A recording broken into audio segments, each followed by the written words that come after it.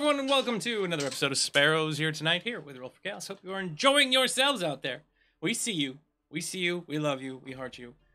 Gonna call out some people I see in the audience just because I feel like it. KM Steer, thank you for being here. We definitely appreciate you and all your support. Second Cosplays, you're probably not even watching anymore and have us muted in the background, but we still appreciate you. And everybody else that's already a part of the show, I appreciate each and every one of you as well. And for all of you viewers that have not yet discussed anything in chat, we appreciate you too. Thank you for being here.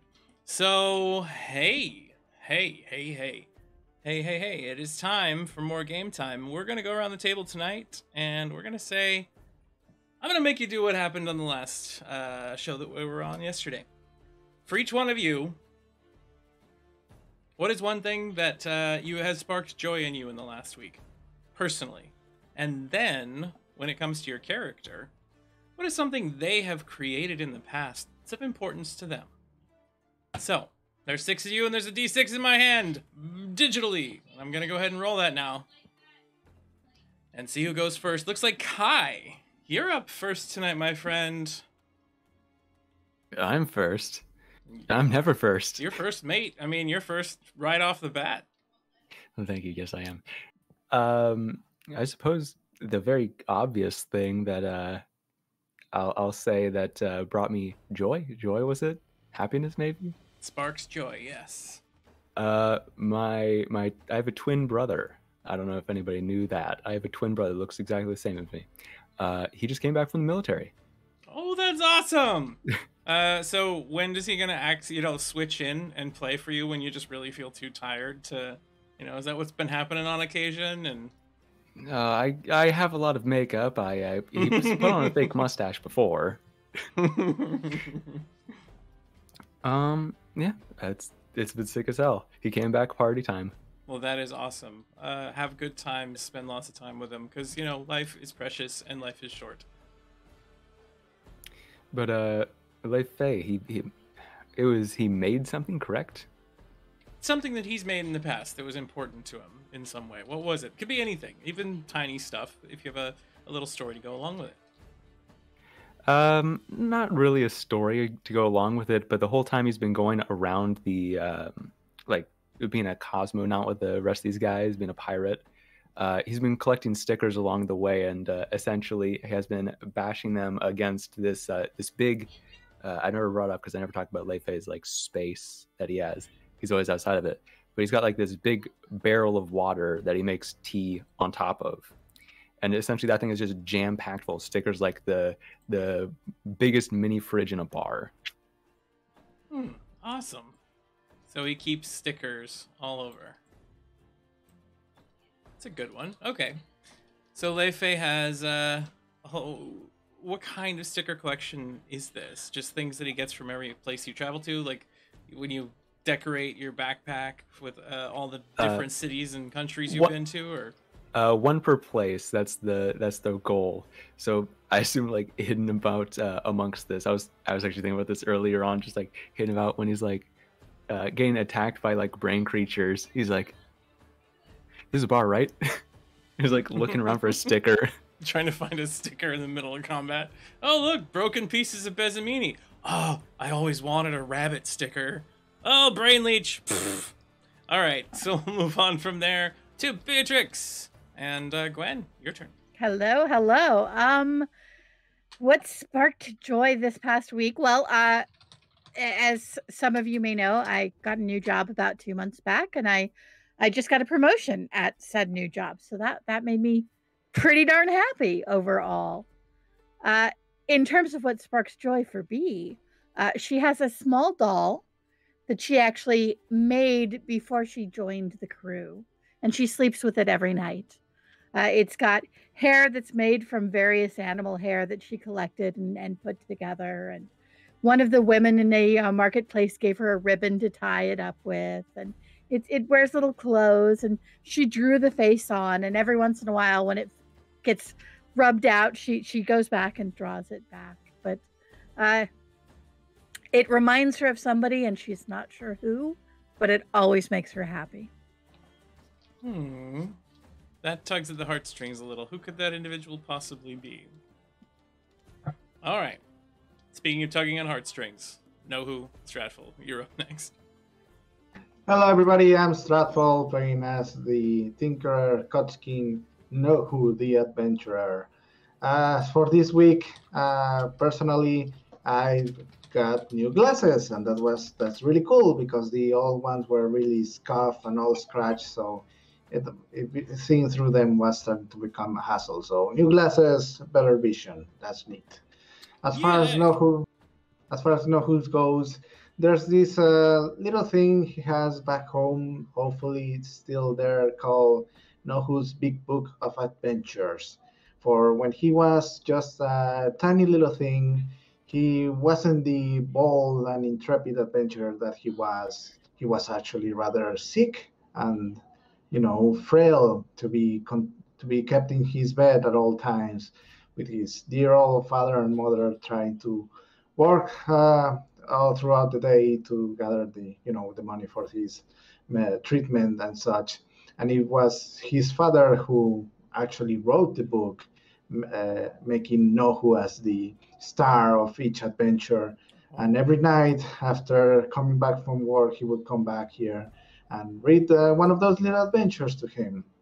Sadly, it wasn't explained here, but on the other game, after a bit of an accident in which Nohu's father ended up, not so well after his job, in which Nohu was involved somewhat. Now he had to leave his home, and hopefully, the book is still there. I mean, I guess he'd have to go back home to find out at some point. I'm sure that maybe some of his other things, too, that are important to him might be where he left them or saw them last. Who knows? Could be. So we move on from there to Jekyll. Your turn. Oh, boy. Good thing that happened to me this week was I figured out a simpler way to wire up a Nerf blaster. I got a standard flywheel dart shooter, works like a pitching machine. You push a button, push a dart through a couple of wheels, throws the thing out. I found out that I don't have to wire all 26 wires up. Granted, I got to go in, I got to get 2 extra switches and a brand new motor, but I've literally turned a mess of wires into literally just 3 parts, and I'm very happy. That's a great thing. Amos, something Amos has, well, in the way yonder back times when Amos was a proud member of the Empire, they would collect photos of their kids and their stepbrother and sister. It's kind of a weird mishmash, but the long and short of it is Lesrin caregiver. And Amos being Amos, when they accidentally stumbled upon an embiggenator, as well as insmolinator. It's an inator. That's all you need to know. They took all 271,492 and 3/4 of a photo because Amos doesn't like being in photos of Amos if being kept in a scrapbook, and put that all into a teeny tiny itty bitty baby-sized journal that looks like a little stationary notebook on their person.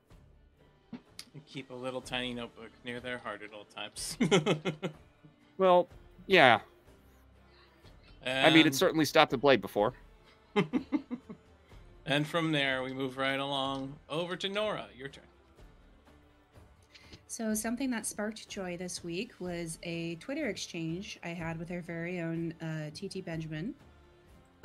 We were just shooting ideas back and forth about hex crawls and overland travel and telling stories about what happened in campaigns and stuff. And just having that little connection and interaction with a crewmate outside the show was really fun. And I would just, I think Clarion's thing that she's emotionally attached to that she made would be a, as state of the art as she could make it, diagnostic suite that she constructed for the elderly lady who helped her purchase her own freedom on the planet where the Sparrows found her. And that was basically the price of her freedom, was performing this or constructing this basically replacement for herself. And she's very proud of it, and she hopes that it serves the lady who ran the clinic well. And I'm sure it does. You're very capable, Tinker, you. Well, that's lovely. We move right along from lovely to Benjamin. Rude. I feel attacked. What brought me joy this week is I resigned from my job, actually a company that I've worked with, an industry that I've worked in for 10 years. So I'll go down from 60 hours a week to 40 hours a week, and I'm going to be making more money. So that, I didn't think that was going to happen. I am an idiot. I'm very tired. If anyone notices, be like, wow, why does Benjamin seem super low energy? It's because I am. I'm an idiot and very noble of heart. Be selfish. I gave 2 full months of notice because I'm just that nice of a guy. So I'm super tired. So Red Iron's thing that he has created that brings joy. He didn't bring it with him, but shortly after Red Iron sort of became Red Iron, he was sort of lost in the city trying to find his way, and he stumbled on a little service droid, and the service bot said to him this: blueberry pancakes, blueberry muffin bacon pancakes, which Red Iron interpreted as my leg is broken, you need to replace the entire bottom half of my body, please. And so Red Iron did. Red Iron got to work disassembling this service droid and giving it bionic legs with tread bottoms and a gun. He put a gun on it just because he's that nice of a guy. And when all was said and done, the service droid said dolphin pancakes, dolphin blueberry bacon pancakes, which Red Iron interpreted as the most profound thank you of that service bot's folk. Every time you say that, I just keep hearing making pancakes, making bacon pancakes from I don't even remember where that's from at the moment. So go ahead. We went from IHOP to MRAP. Nice. Bacon blueberry pancakes do sound delicious, and I think you did a very just service to that friend of yours there, Red Iron. We move on from that over to Kai again. You're going to start over from the beginning. We're just going to circle right around in a spiral, ending up in the You haven't toilet noticed. with You me. haven't noticed. No. I switched back. You saw Cole, my twin brother. Oh, that was Cole before, and that's why I'm asking. Oh, geez. I am also tired, and I completely just started over, and we didn't need to do that. So, hello, everyone. This point forward is now the recap. So last time on the campaign, oh God, what did happen? Amos nearly died. Ended up in medical, getting repairs to his body by Clarion, and we also found out at that point that Carrot is adept at medical treatment as well. Has done very, very well, as a matter of fact, and may be able to work underneath Clarion and give well-needed options for rest and breaks on occasion, since you have no union on board the Archimedes, and you've been overworked and underpaid for a while now. From there, we also had Nohu show up and discovered that he had a hole in his face, and dealt with the new person on the ship, Itis, that tends to happen around these parts on occasion. Tried to get in and get fixed up. Looked for hatcheries, didn't exist. Found himself in both the past and the future through Carrot and Red Iron, now believing that those are all Nohu. That's an interesting little circular situation there. Lei Fei happened to get a stern talking to and then a concern talking to via the captain, who went around and had a little heart-to-heart and discussion with everybody, recognizing that everyone is probably overworked, overstressed, and in need of a serious and drastic break. They have set off for Cacardia, a civilian station that's likely not even going to know who you are. So that would be a good place to go to get some relaxation, do a little bit of shopping, take some shore leave, and figure out what to do from there. Red Iron is still talking to himself and Benjamin. Although you're close to the end of that at this point, Red Iron decided not to speak with the captain and instead have a very solid sleep. Multiple hours have passed. The ship is on its course, on its way back to Cacardia, while Nohu has taken the job of Red Iron and started repairing the ship, starting off with the brig, moving towards the hull and towards the deck, and has been doing a fairly good job of it while Red Iron has been sleeping. Last we left off, we saw Leifei above deck at the helm navigating, the captain beside him, and a pair of crosshairs had aligned itself from the distance on both of them. So, we return to our episode in progress. From this point forward, we see Beatrix standing at navigation. Beside her, of course, is the ghostly vestige that is Zep.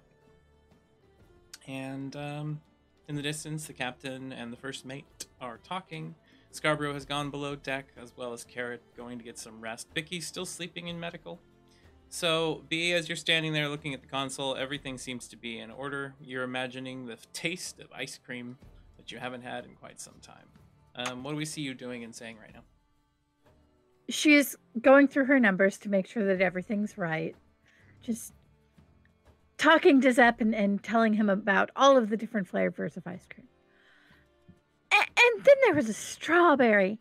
And it was really just vanilla with strawberries mixed in, but it was the best strawberry ice cream I've ever tasted.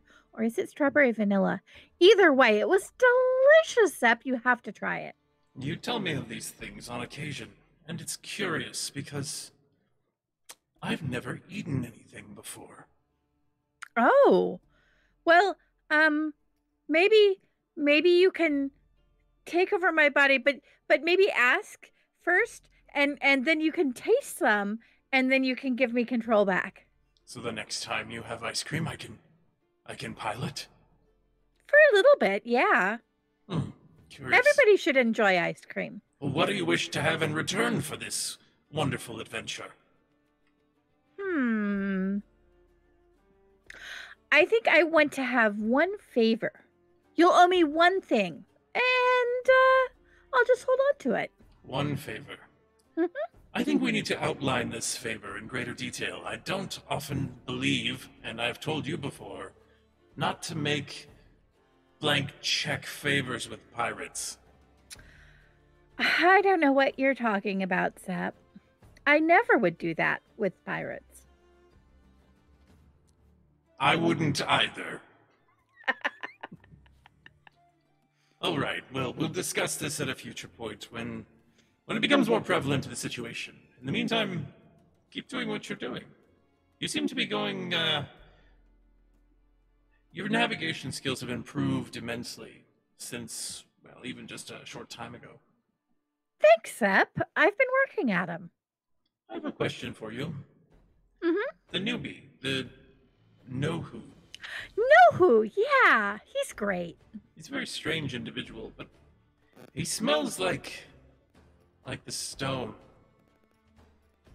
Yeah, I think he found one when he was on Myocenas, and he tried to eat it, but it melted through his face, and that's why he's got the big hole there. Of course, and I know that we've discussed finding that and consuming it so that we can be strong enough to help everyone. Exactly. Are we certain that he can remember where he was when it was at last? He seems a little addle-brained for me. I think he can remember a lot more than he pretends to be able to remember. I think Nohu's actually very smart. Look at how he fixed the brig. I mean, that is true. Sometimes brilliance and ignorance dance dangerously close to one another. Yeah, I like dancing. I wonder if there will be dancing with the ice cream. That would be amazing. That sounds messy. Probably. So the camera moves off from that position where the two of them are talking and floats into medical. We can see Amos sitting up on his bed at this point. It's been quite some time. You still have the rags and bandages on you, but again, this is Aether and Steamworks, and you are Lesrin. You regenerate very fast. And as you're sitting there, you begin to start taking off the bandages, and while your scales have not fully regrown, while there's still soft pink flesh underneath, the majority of the wounds have gone from your body. You still feel a bit sore, you still feel a bit tired, but all in all, it could be worse. As you sit up straight from your bed and get ready to stand, you only have a very light headache, and your clothing and your armor is pretty much shredded. But Clarion, you're standing nearby as Amos wakes up and gets up from his position, from where we see you over at the cabinets. As you're looking through at your medical supplies, you realize that you're basically out of everything.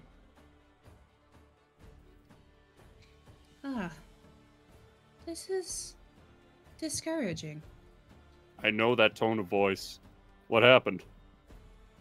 I am incredibly low on medical supplies. Clarify. You think you can handle maybe 2 burns, and that's all you've got left. Anything major, aside from perhaps a burn or 2? No, let's not. You just could say it's very much not looking good. Don't invoke demons. He's like, medical droid. You know how it is. You say the F word. You say the Q word. You say you inflect a period of ended segmental employment, and then next thing you know, you're in triage mode. basically says, superstition-wise, not to say anything that might invoke the very things you're trying to avoid. The F word, Amos? The only one I know that's the F word is... The everything is going to be F word. Oh, I see. Oh yes, that usage. Yeah. The Q word, though, I'm still confused by. Not loud, but... Oh, I see. Oh boy. I could never say things are quiet on this ship, Amos. I think we're safe in that respect. You hear clattering come from downstairs suddenly. See? An illustration. Fair. I wanted to inform you of something. Yes, Amos? I think I accidentally put up a dojo inside of Leifei's mind, and then they slammed the door on me. I do not have much experience with the realm of the psychic, so I will have to... I think I set up what I'm hearing are called like chatting rooms, a mental chat room. So that may be useful in the near future. Oh. Would you like to try it inside of a clinical setting? We eventually, but we may not have the time. Do we ever? Exactly.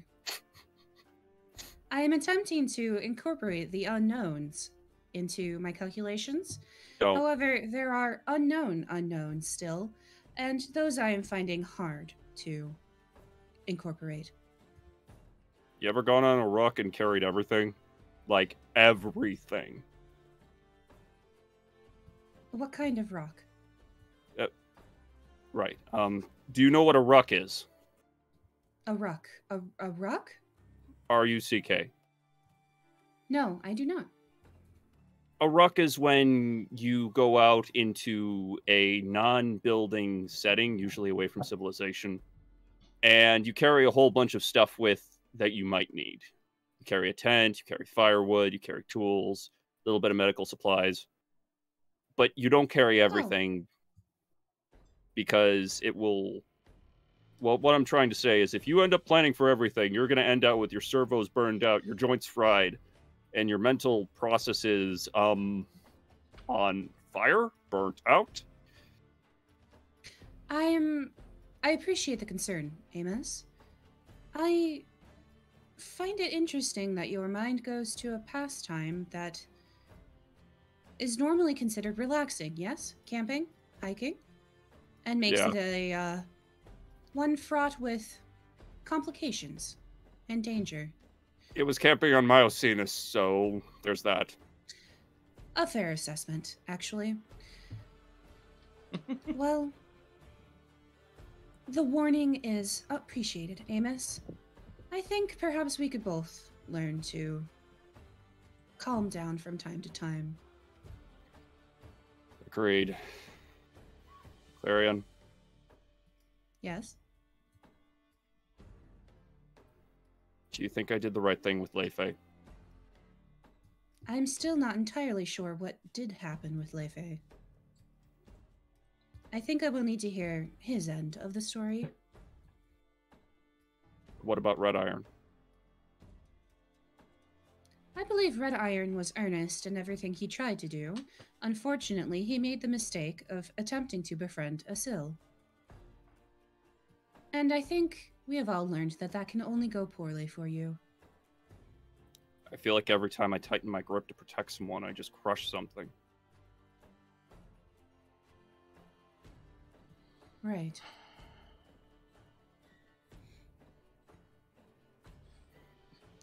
When I have thought of advice, I will offer it to you, Amos, but I am coming up short on that at the moment, much like my medical supplies.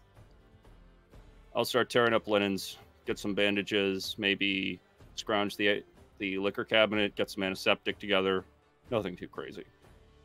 That would be helpful. Thank you, Amos. Ma'am? The two of you hear the sound of something heavy hitting the deck outside. And the scene changes. Nohu, back to you. At the moment, you have been gathering some scraps and supplies. You needed to head back into the engine room to grab some more things that you need to work on the vessel. There was a rather large pile of debris that has been pulled in by a bunch of robotic bees prior to you flying around and leaving and heading back towards Cacardia. And the tools you need, since you don't have anything, required you going back to the engine room. As you step inside, you awaken a sleeping Ishlood. Red Iron, there's obviously a very loud kobold that walks in the room with you. Good morning. Don't mind me. Just picking up something that I need. What is it that you need? You know, 3/4 Spinoflex, Indian range with national parents, and 18, 17, 14 screwballs of the year 2025. Yeah, standard stuff. Wait, what do you need the 14s for? Well, there's these sort of like bee things that brought along a bunch of stuff, and I'm like scrounging around them, and some of those things seems to be good enough, you know, to patch some things up around the ship, but they require some of the older models of, you know, nicks and knacks. I was just going to say that I actually don't like the torque on the 14s for some of this older tech. You might try the crosswise spanner. Well, sure, I can do that, but I like to, you know, end up welding things. It feels like a little bit, it sticks a little bit better once after I give it to that one last, you know, got the little tack. I generally do the welding. And then the third arm from Red Iron like pops out and like superheats at the tip. If you want to handle the riveting, we can start there, and then I can patch weld after I've gotten up on the deck. Nohu, from the position that you're at, third arm moves up, and it, of course, speaks to you. Red Iron doesn't hear it because he thinks of it as himself, but you can. I'm a welder. Really? What happened to you, man? What happened to us? And I just like take out my tail and use elemental outburst to create the same effect of fire and spinning it like really, really fast to make a personal like welding. Red Iron, you hear the little tail that goes on the ground and kind of points up at you. Go. I can do that too. Oh, cool. Yeah, nice. So, in the future, I'm a Kochkin. No, I'm the Koch King now. You're me from the future later. That's So I not how become Kochkin you. work. You know that, right? Well, I'm looking at you now, and you look an awful lot like me. So, what else could it be? You're not my Okay. father. I get it. You also have a tenuous grasp with reality. Okay. Got it. Are you, hey, you know what? I need to talk to the captain anyway if you want to start welding. Fire away! Yeah, just, are you going to do the plating or the Atmo generator? I kind of want to do the Atmo generator. It just, sounds like a lot of fun. I'll be around on the storage area, just welding whatever. Maybe I'll get to it. Maybe you'll be first. Gotta be quick to it. Lots of work to do. So much fun. The extent to which you have dodged that question bothers me a lot. I don't know if you realize just how much we've been getting manipulated lately. Well, I don't think you realize how much I don't know what an Atmos generator is, or identify it, or even work Okay. it. But sure, So I'll patch it up. when you see the big complicated thing and you don't know what it is, just ignore it. It's a figment of your imagination. It will be a challenge. And I like challenges. The opposite. This is the opposite result that I intended to have. All right, hold on. I've changed my mind. I would love it if you did the atmospheric generator installation. All right, sure. Just point me the way. Excellent. It's the big pile of steel plates that look like hull plating. That's actually an atmospheric generator. As the two I'll of you go and have patch this the fun out of it. As the two of you have this discussion, suddenly there's an explosion off to your left, and part of the wall collapses inward, and the scene shifts. We now find ourselves back on the deck. Leifei, you and the captain, standing side by side, staring out into the void, heading towards rest and relaxation. As you stand there, give me an aware roll. Certainly. This is sound related. Certainly.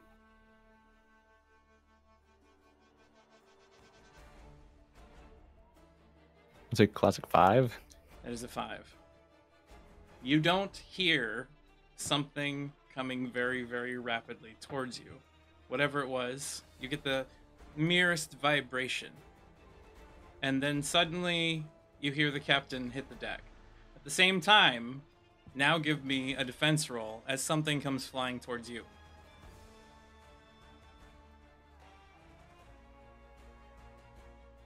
Pog? How do you defend yourself from a thin hypodermic needle that is about to stab into the middle of your chest, right above your clavicle? Me, Kai, I run in fear. But Leifei is turning towards where the captain is and looks down towards his body as this thing bunks into the ship. So you just kind of twist and move out of the way of this as it smacks into the ship? He's wondering what happened to the captain and just like, I keep moving away with the mic, looks down towards him. As you go to look at the captain, 2 more of these things come through the atmosphere, causing just a little ripple in the field nearby, heading towards you. You don't have time to look yet. You have 2 more attacks coming at you in rapid succession.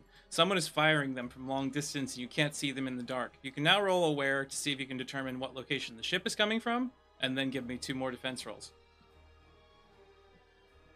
Awareness. Ooh, nice. 19 aware. You notice there's a section of the stars that is blotted out.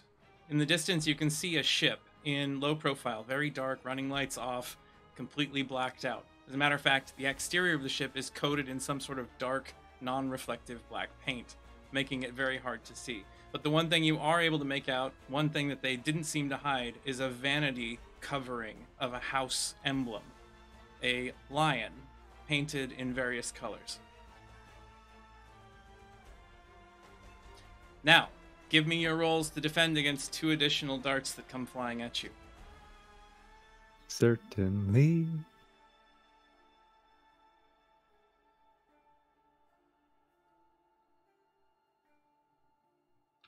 Ooh. Maybe a 13 and a 9. You're going to get hit by both, unless you want to do some aces or pull some other tricks. I'll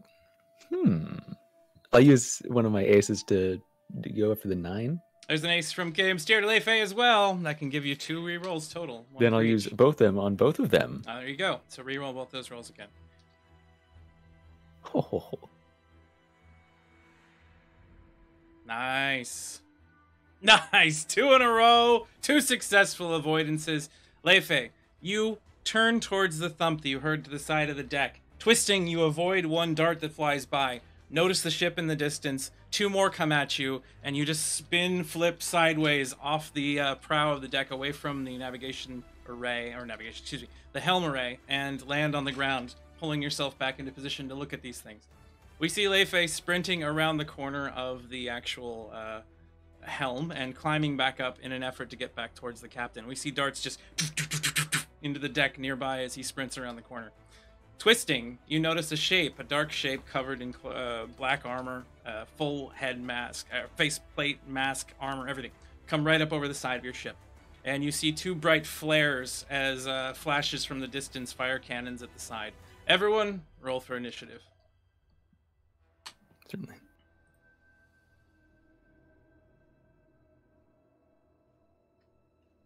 All right. What do we got here so far? Red Iron is at a -2. Amos has a 17. Clarion gets a 14. Sorry, am I still considered wounded? You have 1 wound still, yeah. Leifei gets a 21. Beatrix gets a critical failure. B, we'll talk about that in a minute, unless you want to use an ace. Yeah, I'm gonna use an ace. I Okay. have the feeling this might be important. All right, so go ahead and re-roll that if you're using an ace.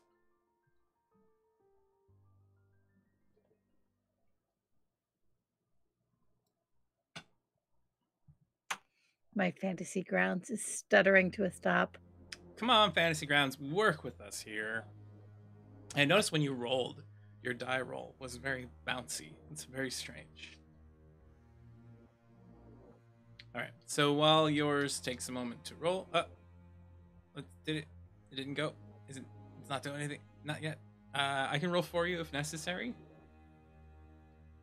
It might be. Let me try one more time. Okay. If you need to exit and reconnect, you can do that as well.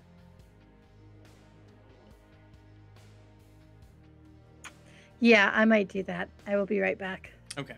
In the meantime, I'll put you into initiative as soon as you return from wherever it is that you're at when you make the roll.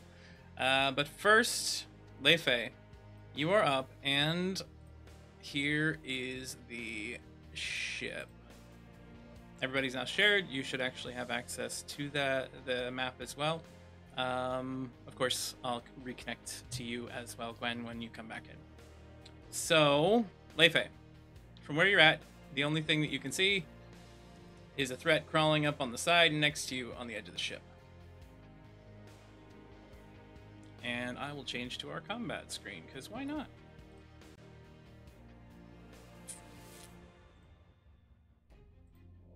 I don't think I see Clarion on the map.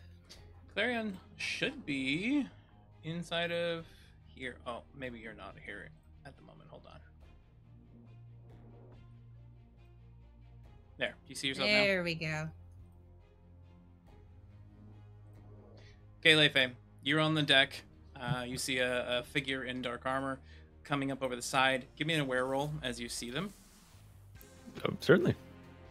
or brains, your choice. You can either try to identify them specifically or see if there's so you're either looking to see if you can recognize anything on them using aware, or brains to determine who this individual is based on the other information you have.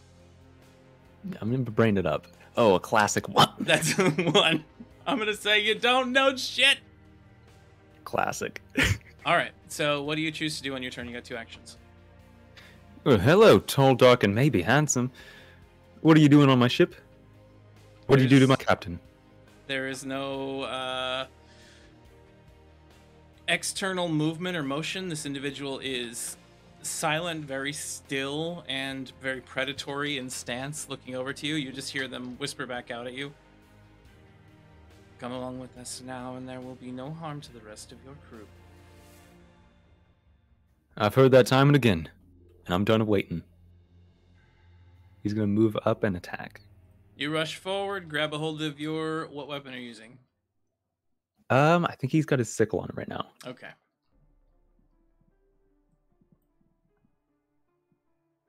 Nice. You hit. Go ahead and roll for the attack. You're going to cause 5 points of damage. Let's see. You slash into this individual, and you see that their armor underneath the weapon sparks off of it. So you do cause some damage, but it is lessened. So your first attack hits. What do you do with your second action? He's going to you moved start as your second action. Yeah, Okay. he's gonna just circle his chain. All right, so you just... Yep. Other hand, getting it ready. You can use a reflexive action to use the offhand if you want to use that as your other attack. Oh, right, definitely, yes, certainly. Okay, so go ahead and give us the attack with the chain. I haven't used the chain in forever. I forgot about that. Chain goes out. This individual reaches up a hand and grasps it before it strikes and spins it around his wrist. And that is your turn. Next up is individuals closing in on you. Can't see them yet. Carrot down below. Continue sleeping steadily, sleeping soundly in the bunk. You hear a buzzing, Lefe, in an earpiece or something of this individual in front of you. Amos, you are up. You hear that thump outside, and then you hear the sound of chains rattling, and you hear a crunch, and then the sound of footsteps moving very quickly, followed by thump, thump, thump, thump, thump, into the deck. Amos turns to Clarion and gives them a look like, I told you so, before instantly switching to battle mode. And they send out a red alert to the crew specifically. All hands be advised. Boarding parties above deck. Numbers unknown. Currently engaging. Lock the doors. Barricade yourselves. Grab a weapon. Prepare to defend. So Amos's mind hits everybody. Red Iron, how do you respond? Red Iron shoots back. Yeah, there's a hole in the engine room. Also, we need to talk. Understood.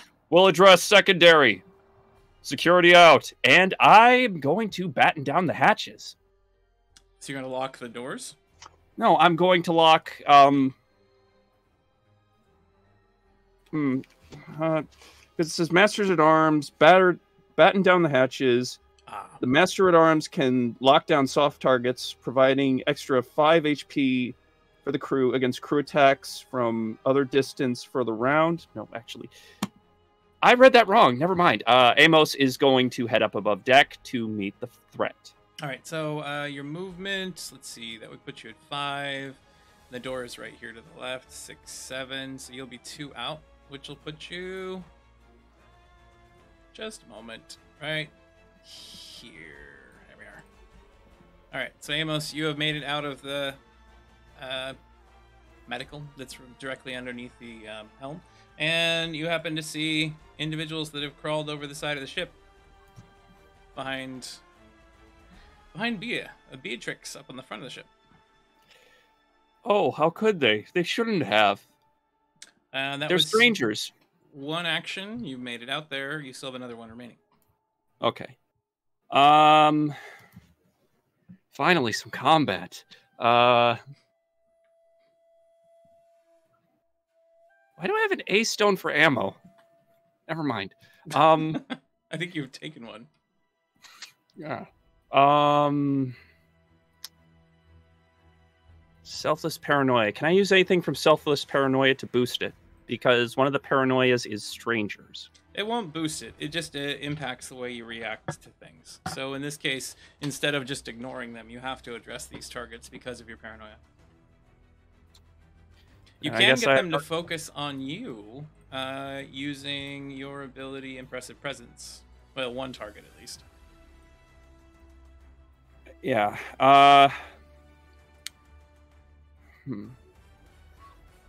Yeah, Amos at this point looks like something out of... I can't say that. Amos is going to slam down their shield on the deck and let out a guttural Lesren roar to attract the one farthest away. Okay, so you're going to target this one over here. Correct. And you shout out with your Impressive Presence. Now, this ability, you're going to roll your tough versus their resistance. If you're successful, they have to focus on you and can't go anywhere else. It's a taunt. Can I change? Can I change this? Chain this. So, Impressive Presence 1, first target. Impressive Presence 2, second target. That would be a chaos effect based on the current ability of it. You can do that with one overload and roll your tough. Hit me. All right, so give us tough. Chaos. Get higher than a natural 5 to avoid chaos. The opponent gets a very bad resistance roll. First one does. Second one gets... So you have to beat a 12 on your tough roll in order to get both of them. I got to beat a 12? Yes. So go ahead and or roll 13. tough. Just a 12. There you go. Does a 19 count? It does. All right. So you just roar at them. Both of them immediately turn towards you, recognize your presence and threat. And now both of these targets have to come at Amos. And I end my turn. That is your turn. Individuals are moving throughout the ship, or throughout wherever it is that they are. And through that hole that was blasted in the side next to Nohu. And let's get you over there, Nohu. Come over here. Come on. You're inside the engine room right now. So you're standing in this enclosed tiny space when something comes in through the wall next to both of you. And as it climbs in, this individual behind you turns, sees the two of you nearby, and points a weapon and says, "Stand down, or we'll have to kill you all." Nohu, your turn. My turn. Oh, I guess I'll just have to raise my... Is it like right in front of me? Am I at melee range then with him? Yes, you are. Oh, I guess I'll just have to raise my hands along to the air and shoot my net at him. You're firing a net at him, all right? Yeah, my net caster. All right, go ahead and give us an attack with your net caster. You get a 13 versus his 16, 17, 18. So you're going to miss with that roll. Sadly. All right, I'll just launch myself at it with a melee attack. So you blast out the net caster. This individual holding the weapon just kind of knocks your net aside. It's a little too close to expand all the way. It slams into the wall, kind of rolls down onto the floor, and then you leap at him with an attack. Give me an attack roll. Nat 20. All right. Nohu, your choice. Do you wish to just knock this individual right back out the hole they came in and just having to deal with that? You don't know if that's going to necessarily harm or kill them or anything like that. Or do you wish to find out one additional detail while harming this individual? One additional detail? What sort of detail? Like, is it like what kind of creature it is? It'll be up to you to determine. So you'll get to ask me one question and I'll give you the answer to it. All right. I want to know more about this. Okay. Cellants. So what do you want to know? Formulate your question very carefully. I'm a genie, you know. All right. Do they have any, especially the specific weak point around them? Like, do they have a weaker left arm? Is their armor plating like weaker on the belly or on the legs? Do they seem to be slower than usual because they're too heavy? Anything that may give us an advantage. So this individual obviously had to traverse the void and has a propulsion pack on them. It is potentially explosive. It's attached to their body. Good to know. All right. Hey, they got a jetpack. Maybe we can blow it up. Inside the ship. But yes, you could. There's already a hole. Why not? I'll patch it. Me too. I feel a little minimized by your enthusiasm. All right, no. We'll patch it. That's my 2 actions. Yep. You still did have the attack succeed though, so you swung Oh in. yeah, damage. So go ahead and roll damage for me. You struck this individual. Normal. Let's look. All right. Will that count as double for the critical or just the normal? Yes, it's still a critical attack. So it would be 16 points. But you fire or claw in. I'm assuming you're like raking your melee attack. Yeah, just.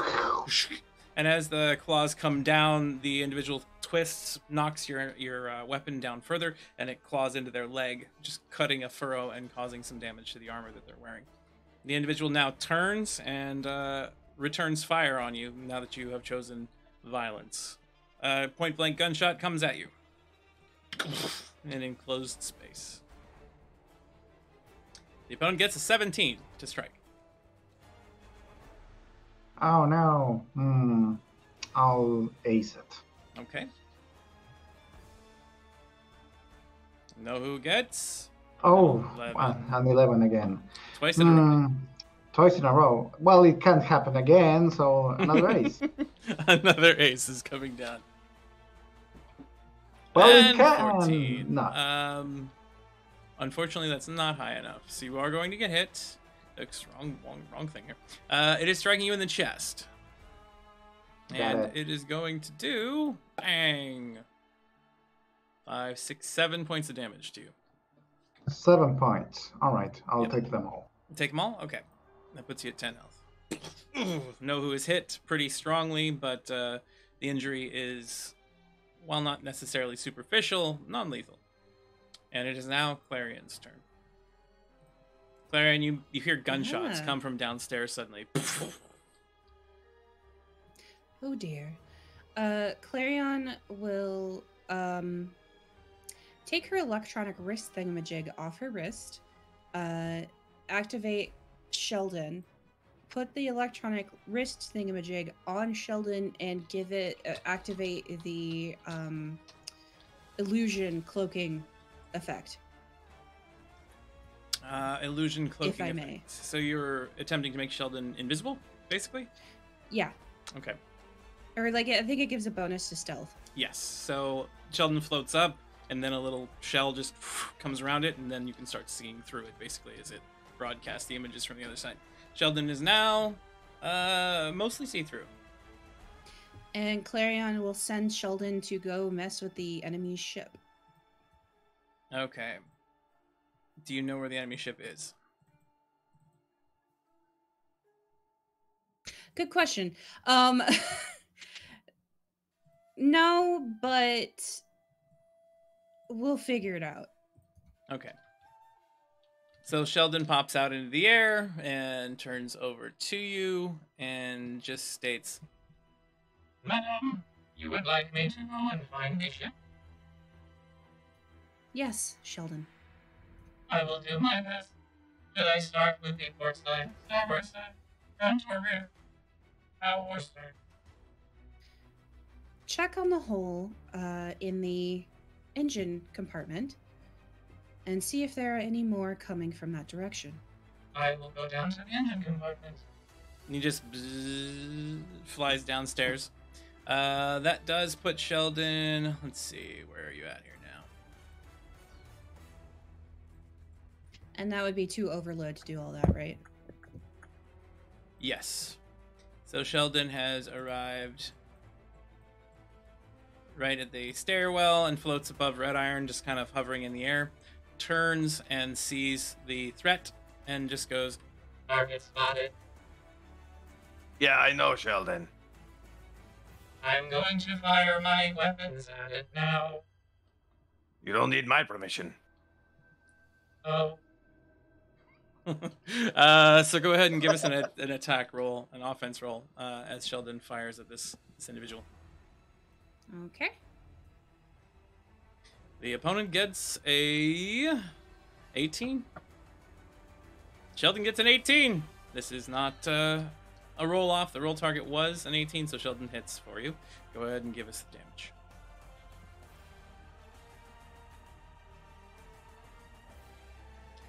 Sheldon shoots him in the face. That would be 16 points of damage. You see the helmet just kind of burst off a little bit, causing a serious amount of damage.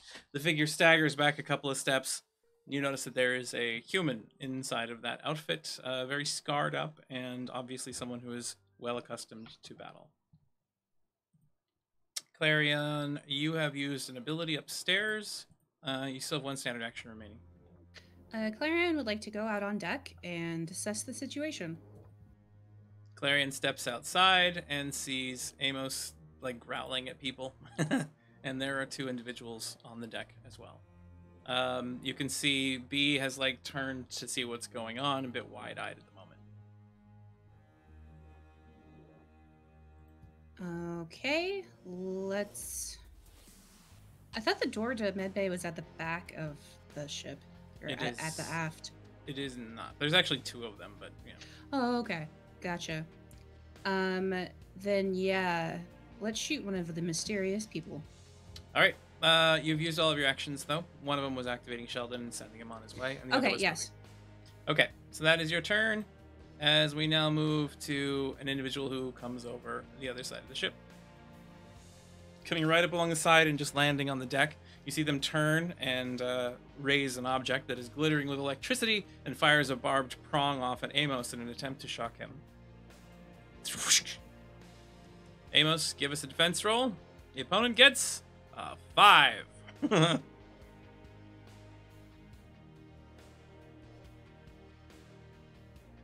To your 1, you're about to be hit. Can I re-roll? If you use an ace, you can, yeah. I think I'll use my ace. All right. Oh, please don't be the curse of Kiara. Please don't be the curse of Kiara. Annika has provided Amos with another ace. That is just barely enough to get out of the way. I'm going to say that you didn't notice the attack coming, and they aimed it poorly, so as you take a stumbling step forward, the bolt just into the door behind you. You see lightning kind of arc up the front. The console starts squelching loudly as the electricity going through the comms unit up above just makes it... I think what you need to say is... No! Amos, a couple of steps up onto the deck. You are now surprised by an attack long distance. Give me a defense roll, static one, at -6. -6? Oh, we're talking a sniper here. Jackal knows it's a sniper. Amos doesn't know anything.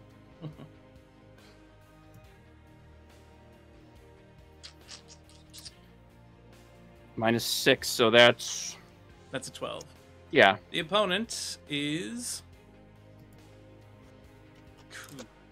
That one has a 17. You're going to get hit.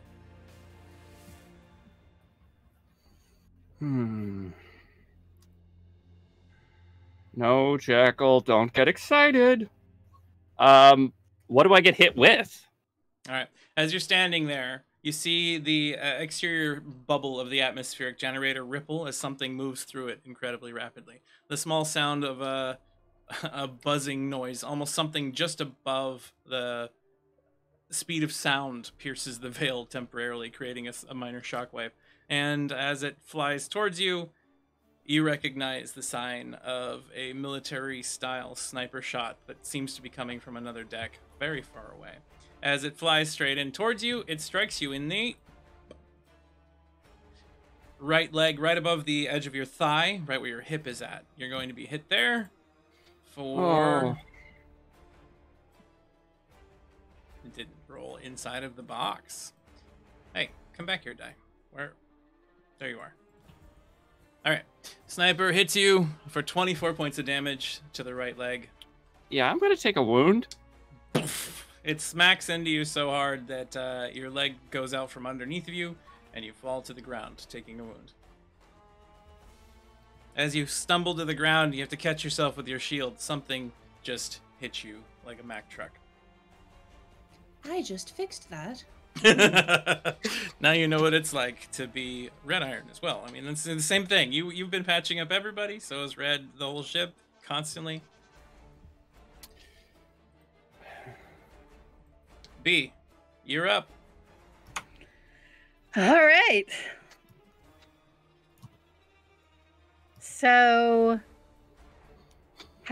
was I able to figure out that there were two behind me when Amos came on deck and Yes. growled? When he shouted, you were able to turn and see them crawling up over the side. You can tell that there's a few more floating through the void from ships, dark ships in the distance.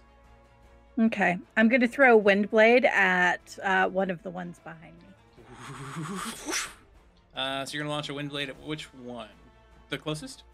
Yes, Okay, go ahead and give me your attack roll. maybe.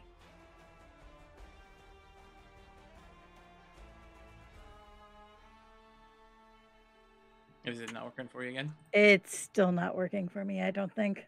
All right, well, I will roll your Windblade attack for you for now. Thank you. And you get 2.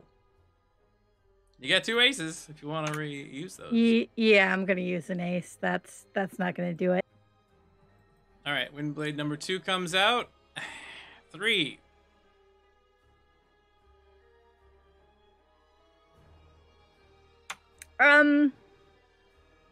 Zep, can you help out? You can use an overload, and Zep will guide your hand. Yes, please. Let's do that. All right, Zep turns immediately and attempts to assist you. Certainly, I will help. And there's now another roll. Guide my hand. Goes off, and this time you get a 13. You overcome the enemy's resistance. You're able to cause damage. Excellent.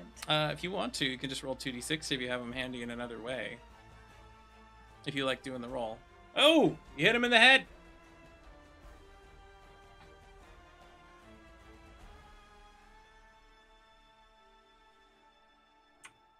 It's not liking that either. Okay.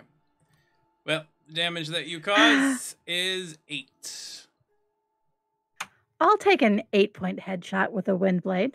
So that becomes a 16, and this thing's helmet just shears off. You see the individual like twist and blood spray from a bit of a slash across their face. KM Sears provided you, Beatrix, a +1 to your next roll. Thank you. That was your first action. That did cause 2 overload total for the Windblade, and then for using Guide My Hand. B, you have 1 action remaining. No additional abilities can be used, however. I am going to back closer to navigation so that we can be in a concentrated area. Okay. So you kind of back up, trying to protect yourself from multiple directions. You've started seeing these just something flying through the air. You saw Amos hit the ground, and you kind of cover down a little, hunker, so you're not getting shot in the back of the head. Very much so. Gunshots going off. Scarborough awakens and figures out what the hell is going on. How come they're shooting and I'm not involved? Oh God, I gotta get to the top. And proceeds to start trying to run through the ship. Scarborough, stop getting stuck on things. And gets to the kitchen. Carrick, get your ass out of that barrel! Get out here and help us fight things! But I don't have any guns, and I'm very tired. You're right. Hide in that barrel and don't come out until the shooting's done. There is a bit of a strange noise underneath underneath the floor and on the other side of the engine room. Red Iron, give me an aware roll. Nohu, you can do the same, although you're a bit distracted.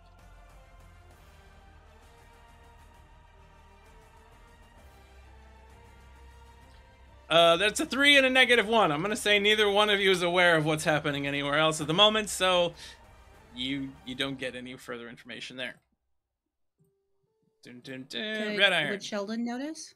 Sheldon, maybe. You can roll a other roll with Sheldon and see if you can hear anything. Okay. So there's only one dude. There's just the one in front of Nohu at the moment. But Sheldon does make a statement with that roll that Clarion provided and says, they appear to be trying... Wrong voice. There we go. Wrong voice, number 2. Sheldon, is everything okay? No! Do you have a fever? They are hacking onto him. They Hit him. appear to be trying to cause damage to the engine from the outside. Boy, that sucks for them. Activate third arm. And then third arm is going to scurry up around back of the dude. And then hop up, activate the jetpack, and then just break the off button.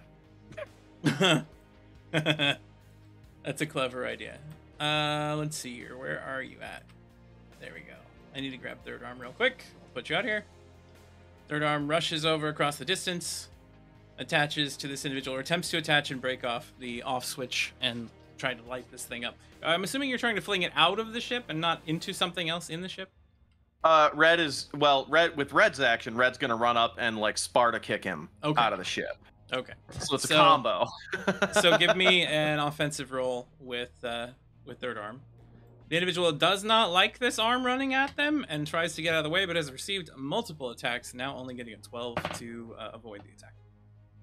That is a critical failure, Red. Yes. All right. There's a lot of really bad rolls happening right now. Oh my god! That is a 10. So there's an ace provided by Annika to Red Iron. You can use that to reroll. Here we go. Come on. There we go. Ooh, 18. The opponent did get a 7. No, he got a 12. So yes, you were able to rush up there, Red. Third arm just kind of clink, clink, clink, clink, jumps up, grabs a hold of the device, and then yanks off the switches that allow it to be operated. All right, now Red Iron, what do you do? Red just rushes up and just like leans back and just Sparta kicks the dude off of the ship. Give me your strongest kick, agile, to try to hit them. The opponent has now been attacked multiple times and is resulting has a 13 to avoid your attack. So give me a 13 or higher. That is a 2. I could roll a 2. God, I gotta ace this one too. This is a mess. It is a bit of a mess at the moment. So many aces are being used today. Oh, 13 is just what you needed in order to overcome that. So you are able to hit them. Now you need to give me a strong roll just to see how far you knock them back. You really only need to push them back 5 feet. So at least get 5 or higher, and you'll knock him out. Hey, there we go. That'll knock him back 2 spaces, or 2 range. So that is just enough that he now just starts going backwards and starts flipping end over end into the void. Without a pack to be able to, direct them, if that individual cannot figure out how to fix that or someone doesn't come to their aid, they're basically just dead. Didn't his mask come off too? Oh yeah, but he's not outside of your atmosphere yet. He will be next turn. Get off my grandfather! Kick in the chest. Wait, hold on a second. Can I argue that maybe that also adds as a buff to us because, well, Red Iron Rage. Red Iron Rage hard. That was pretty badass. That's pretty badass. I will let Red Iron provide one of you a free ace for the rest of the scene because of that. So, well, the only let's see here. Oh, Clarion or Nohu. Clarion or Nohu would be the only two that would actually get to witness the presence of that moment. Give it to Nohu. Nohu gets it. Thank you. Nohu, you gain a free ace from the badassery that is yourself in the future. Wait, our grandfather is the ship? How does that work? He's grandfather Archimedes. He's all of our he's a grandfather. He's patriarchal to all of us. I'll explain. but not right now. Don't worry, I already forgot. Let's go. We go up to the top of initiative with Leifei back on the deck. There is that one other soldier nearby, or whatever they are, bounty hunter most likely. What do you do now? What are they using as a weapon? This one happens to have a sidearm revolver. He's got a couple of little devices on his side, things that look like they're made to capture individuals, and a couple of very long knives that happen to have a series of components added to them that you believe enhance whatever it is that a knife is supposed to do.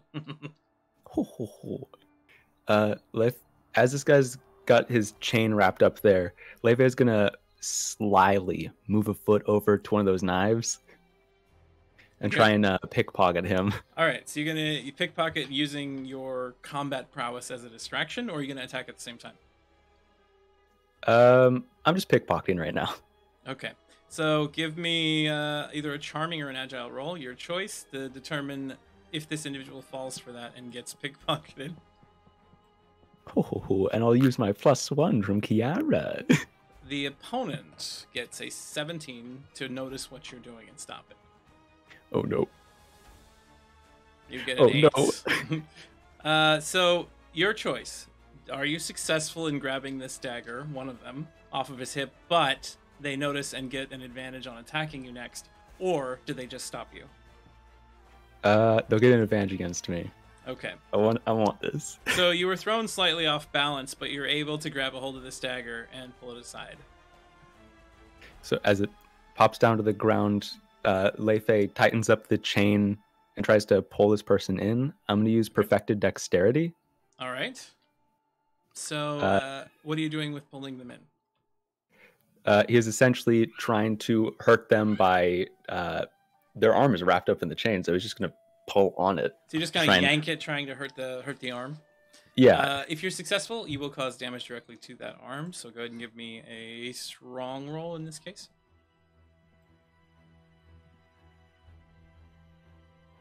Ooh, you tied, but he is not a nemesis, so you do succeed. You'll be causing your chains damage directly to his arm, bypassing the armor. All right. 11 points. There's a crunch. Oh, no. Wait. No, that's real. Your chain damage, okay. yes. There is a crunch as you shatter the bones in his forearm and elbow, and the soldier just... And you now have him held where he had grabbed your chain before. He has now made a grave mistake as you are holding onto a shattered man's arm. At that point in time, he's going to pull down the sickle, since perfected dexterity just makes it so every weapon you're holding is now this single Usable, action. Yep. So he's going to bring down the sickle and bring up the knife. All right, so knife comes up from your foot. You're standing on one leg. One leg comes up and spins that knife in as you twist and slice with the Kurosarigama. Nat 20. What does it look like as you destroy this individual, Leifei? He pulls this person in. As you can see, the arm just being wrapped and breaking down. You can see the person start tumbling down, and at this point in time, Leifei had pulled up the sickle to go cleave down to his neck, but instead just sends up the knife towards his throat as his head goes too low. Right underneath the chin, and as the blade begins vibrating from the energies contained within it for kinetic force, this thing is very much dead. So you have succeeded against this target, but that does not mean that the penalty that you had before is not going to remain. As you slice into this guy's head and cause damage, his body jerks in a spasm, and it twists and ends up kind of jumping sideways over the edge of the ship. The chain attached to you, the dagger attached to your leg, pulls you off balance. Give me an agile roll to avoid being tugged off the edge of the ship as well. Roll target is a 16 or higher to succeed. I'm not going on space. Leifei. All right, I'll go out in space. I'm going to give you another choice. Do you tumble into the void and have to deal with whatever that means? Or, I guess you have 3 choices. Second choice is going to be, do you lose your Kurosarigama and it is gone for good? Or do you use the Ace Sanctum cosplays just provided you?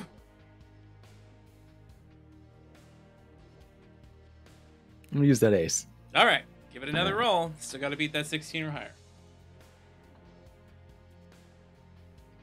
It's not going to do it.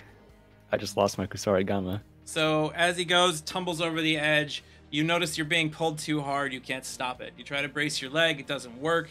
And you let go and step back. The dagger stuck in this individual's jaw. You're able to pull that back, but the Kusarigama slips from your grasp and tumbles end over end into the void. A friend of yours, currently gone.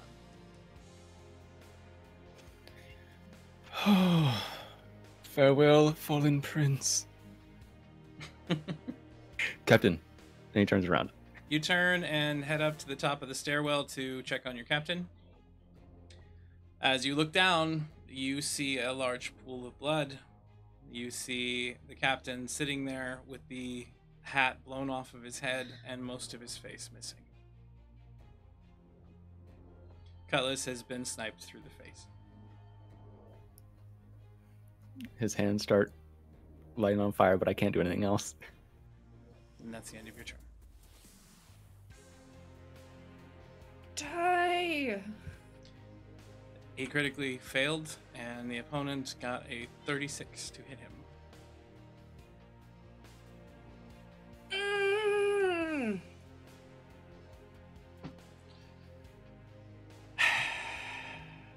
Oh man, those cure light wounds right now. Cure light wounds is not going to be enough to resolve this. That hurts problem. so much. In the distance, noticing that some of these threats are being launched back away from the ship, there is a flash of light, and there is a very potent electrical net that seems to fly towards the deck from one of these ships. They're firing an anti-personnel weapon at the front of the ship, which happens to have Beatrix, Clarion, and Amos on it, as well as some of their own soldiers. Seeing this netting flying in, you notice all the soldiers duck down, press a button on their chest, and all of them seem to be coated in some sort of shining mesh. As it blasts towards you, nobody's piloting the ship to dodge. If the opponent rolls higher than a 5, this will hit the front end of the ship, and everybody there might be hit by the attack as well. Beatrix is taking cover, so you will have a defense roll option. Amos and Clarion will not. The opponent is rolling right now. Hold up a second. Yes. Which side is, with Amos being the starboard and Clarion being the port, which side is the net coming towards? The net is coming from the right side, so starboard side, yeah. Coming towards you in the direction of the arrow. Amos still counts as full cover, right? For Clarion, technically you can, yes, but you're down on the ground if you remember. You're not standing upright. I didn't say I had to be You didn't say I had to be standing, did you? I didn't clarify that, so You did not. I will allow you to use that this time, but in the future, you need to actually be standing to count as cover. Understood. All right, so that means Clarion and B will both get a chance to roll if this thing succeeds. The shot goes off from this target far, far away. Bang. Got one over. The netting smashes across the front of the ship as it blasts into the large electro wheels that are basically like turbines on the front of your airship. The ship is now going to take damage.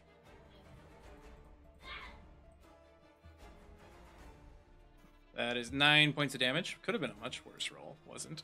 And there's no complication. So the engine sputters for a second, but then kicks back on. This netting caused some burns to the actual deck, to the wood, to some of the metal that's there. And I now need Clarion and B to roll to try to avoid this netting using their cover to their advantage.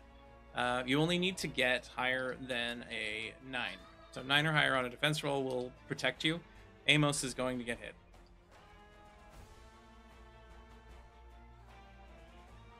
Clarion gets an 11, barely avoiding it because of Amos's support. B, rolling for you now. Thank you. Nat 20. Beatrix, 2 choices. Something that'll benefit you greatly, or everybody in the crew. Something that would benefit you would be that you find a way to completely avoid any form of damage this might cause to you or to the surrounding areas, protecting your console. For everyone else, rather than just yourself, you can instead use some of your powers to halt the progress of this with self-sacrifice. Absolutely, for everybody else. All right. So, B, describe what you do using your powers, whatever, to make this thing stop before it blankets the deck. You will take some damage here. Not a lot, but you will take some damage here. Go ahead and give me your description. Be recalling the fight that Zep in her body and Sylvia had, steps forward into the netting and just shoots an electric shock all the way down it and burns the netting as it goes. Okay. Just the whole thing kind of slams to a stop and it strikes into you. It is going to be enveloping damage, so you can choose where it goes or how you mitigate it if you need to. And it is a total of 13 damage you need to avoid in some way. Your armor can have that. You could add wounds to take away 5 damage per wound. Let's do armor to have it and then 1 wound. Okay. Which will leave me with 2 points. Yes. Armor to have it and 1 wound. Where do you want your wound to be? Was it my right arm or left arm that had the lightning damage before? It was your right arm before. It'll be my right arm again then. Okay. You stop that. B makes a little bit of a pained noise and is able to keep the netting from going further onto the deck. Amos, as you stand there and turn, preparing to have this cannonade of lightning netting cross you, it stops with Beatrix just kind of floating in the air for a second and then coming down, disabling the effect. Amos, in self-sacrifice, seeing that happening with Beatrix, you gain life back as you recognize the threat provided by these enemies and want to protect your allies. Let's see, both of those going to Amos, I believe. So that'd be 2d8 plus 2. Amos, you gain back 10 points of health.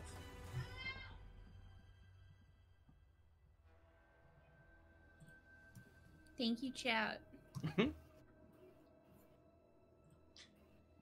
McSherry, thank you. Of course. I'm now going to roll.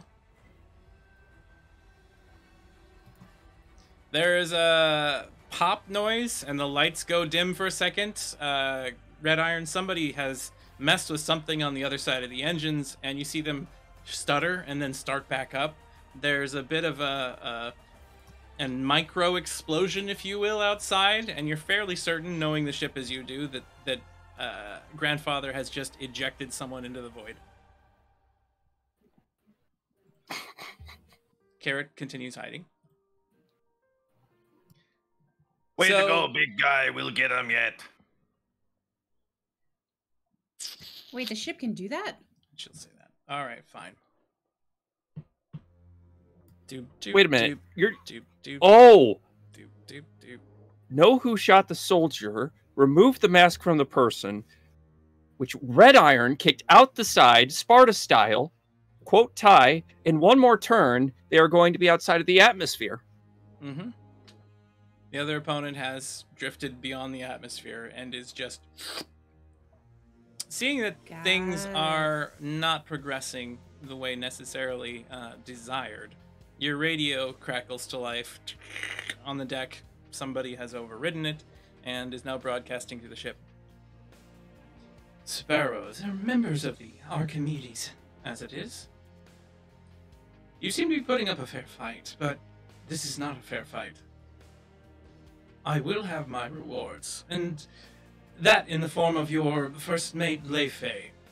Surrender him, and I will not destroy your ship.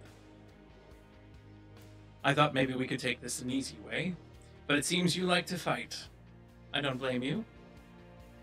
Your captain has been removed, and each one of your members will fall. Next, with your security officer. So, lay down your arms, and the rest of you will cease being attacked. That is all there is to it. Choose not to do that, and here shortly I will open fire with all of my ships. And that's all she broadcasts. All of my ships. Clarion, use an aware roll as you look around. Sure. With a 19, excellent. You can tell that there is basically Actually, a that should be a 24. I rolled agile on accident. Okay, 24. Much better. You can tell off to the side that there is a cloaked, it is a black painted ship designed for stealth running with a emblazoned symbol of the Empire on it. It looks like House Lion. You see a symbol of a painted lion on the front of it. And on the both starboard and port side behind your ship, aft, there are 2 other vessels very close with weapons engaged, and you think there might be more than that further out in the darkness. How much? Amos, I hate to say it, but I think we are outgunned. What do sparrows do when they're surrounded? Burn them all. That's my girl. Shoots a message over to Leifei. How fast can you get us out of here? Not smooth, fast. Preferably past the capital ship. I'd like to introduce myself. We'll have to see. I've got 2 eyes and nothing but time. All right, and that is that turn. We see Amos from the perspective of the other ship, regal-looking noblewoman in full combat attire, a black slicked helmet with basically a blood-splattered paint handprint on the side of it. She raises a very massive rifle again and aims the scope directly at Amos's face. Oh, Ty. Amos, your turn. Ty, sweetie, you're after my heart. No, and I'm my after ribcage. Your brain. He's after his face. Oh, how sweet of you. If I there's want to brain argue, left, but I want to you argue can't put it in a fairly. jar. Then again, you shot me for almost my entire health pool, so that's gone off the table. Ty, I wanna engage in a little something called deductive reasoning. Okay. Amos worked for the university, right? Yes. And was also part of the Imperial military. Yep. They've been shot a few number of times, right? Of course. From multiple angles. Yep. The feeling's gone back eventually, I assume. Well, of course. And to that end, they would know if, I wouldn't say they'd know which rifle they were using, but in which direction they are. You would know which direction they were in, yes. I want to make a brains roll Okay. to figure out exactly what's being shot at me. Okay. Go ahead and give me a brains roll, see if you can deduct it. Because Jackal knows. Jackal knows too well. All right. Give me a brains roll. In this universe, it's called the Claron 226. It is an incredibly expensive rifle pre-war that has been known to punch through many shields of vehicles before. The only thing that we have in our universe that would match that would be like a 50 cal Barrett. Ah, how sweet of you. Amos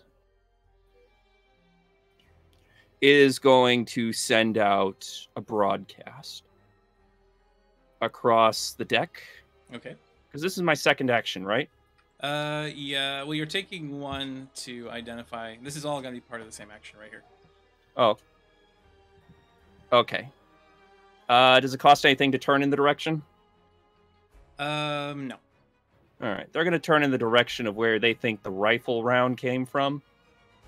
And they're going to put out an Amos grade broadcast. Okay. That means they're going to step in front of whoever they're talking to, mentally speaking, because Lesrin can project. And they are going to issue this one warning. Well, not one warning, one promise. No one leaves this ship alive. And I activate Emotional Bulldozer. Lesrin Rage! Everybody on the ship, all of your allies gain the benefits of your bulldozer effect. In this case, rage. Let's see. That's going to provide everyone with +1 to all combat rolls for the rest of this scene. You Did you also happen to identify where their ship is for us? Is that part of the information? Yeah, that was assumed. Okay. So you can see where it's at. So now that you know where the ship is, I will go ahead and share the visual map showing you where everybody is, and this in the void, as it were. You're the ship right in the middle.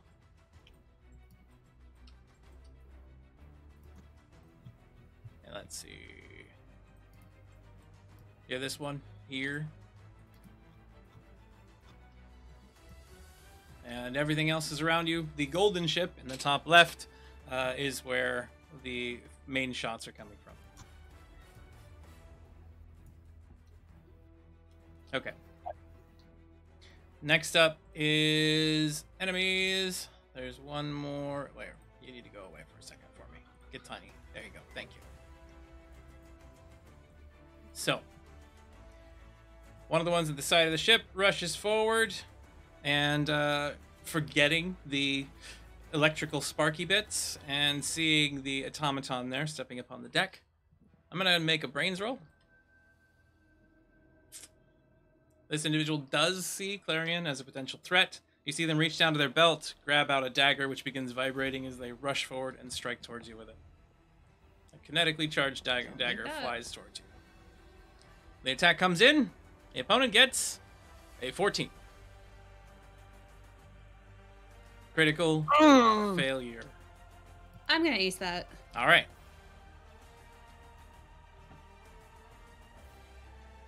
Ooh, 5. You are going to get hit. Well, one more. Okay, another ace.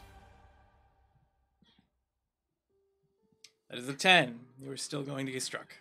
We're crawling up there, but... The attack hits you. This is an armor-piercing attack. You cannot use your armor to defend against it. It's going to strike you right in the chest, and is going to deal... max damage. You take 12 points of damage from the hit. Okay. That puts you at 12. Clarion, this thing slams in and just... You see some metal sparks and bits. Your sensors tell you malfunctions in various core locations along the body, and starts like flashing warning. And that is that one's turn. The next one goes. Let's see. A wind blade was thrown at this one, hit in the face, and they saw Beatrix lift up and try to stop the chain. Recognizing you as a threat and not a mere child, the individual rushes over, making a brains roll. They do, however, expect that you will be less of a threat because you are a kid, and you see them grab out a little metal, a steel rod of some kind that happens to have prongs on the end of it and attempt to use a stun rod on you. So they swing in. Are you just going to use a defense or something else? Since I've been playing with lightning so far today, can I possibly channel the power on that stun gun back into them? Let me see. That would be using your...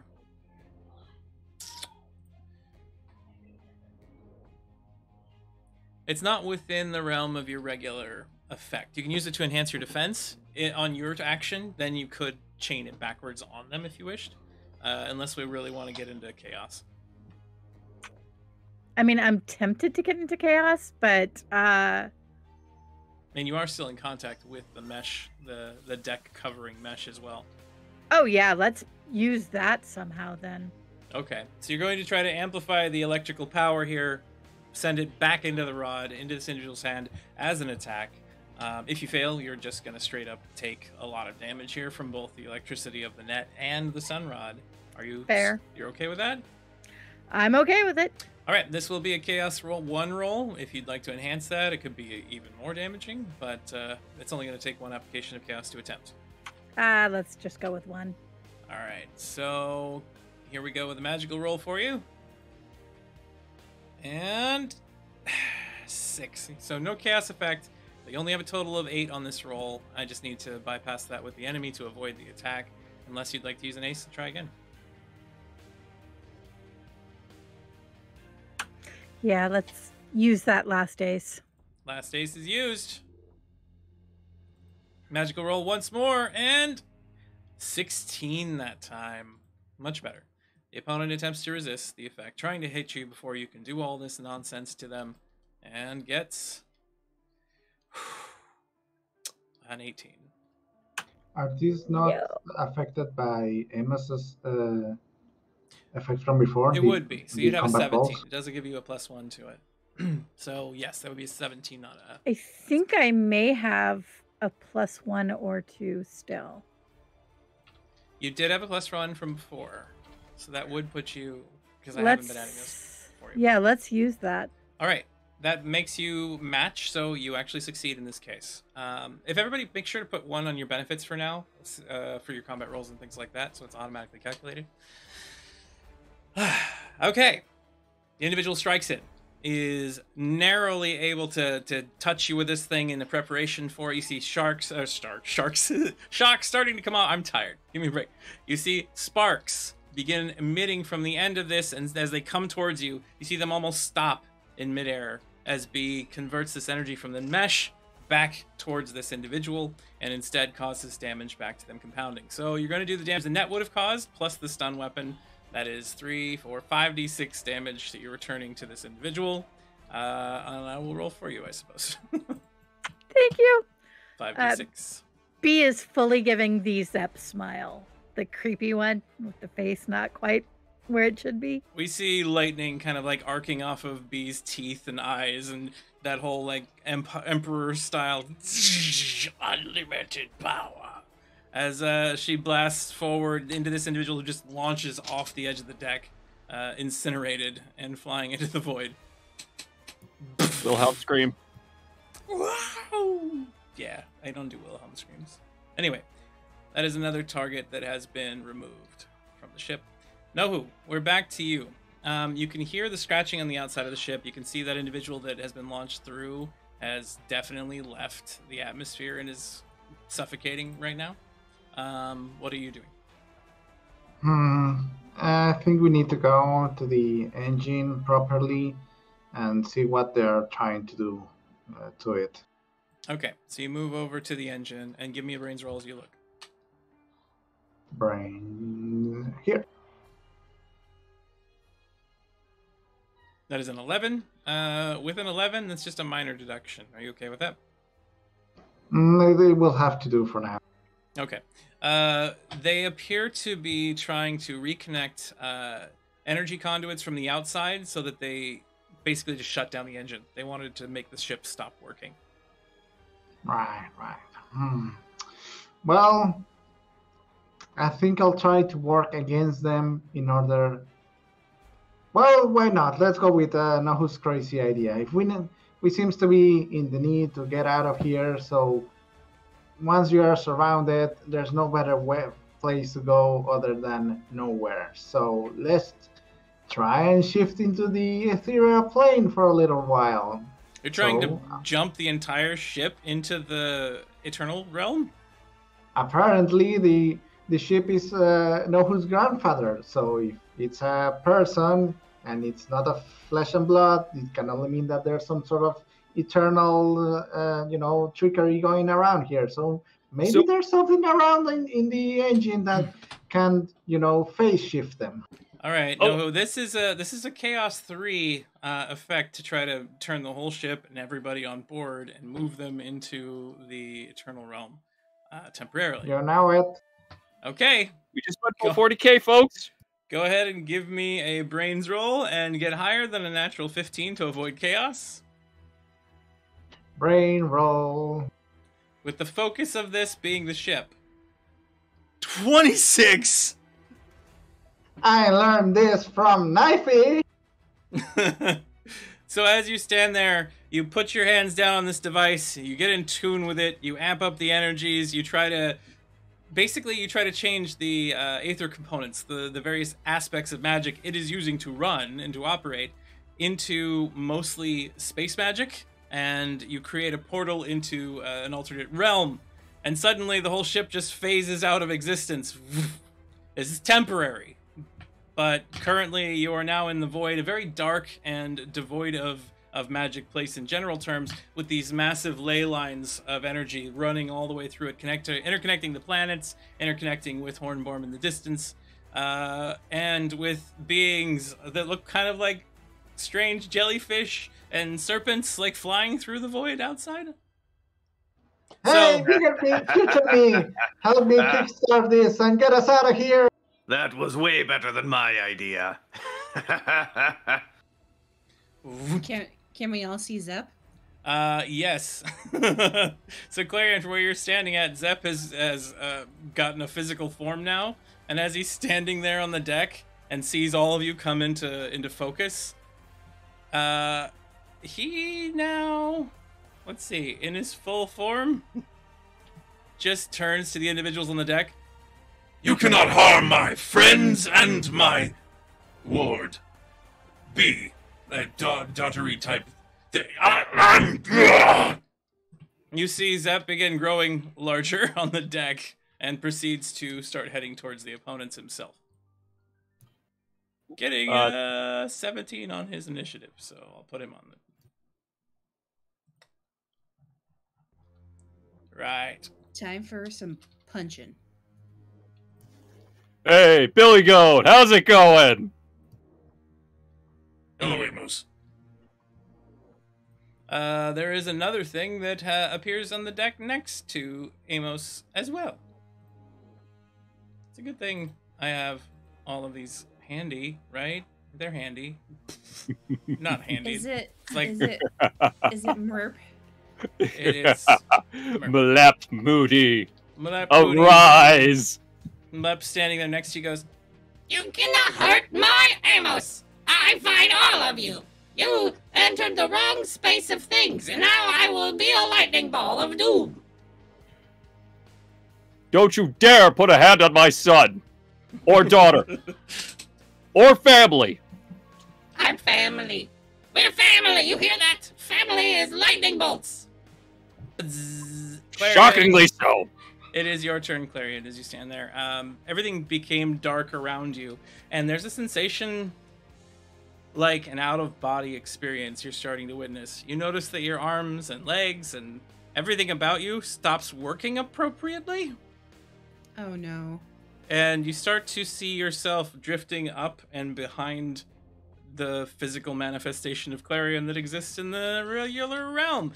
Because you are not technically an actual physical being, awakened automatons are not exactly robots.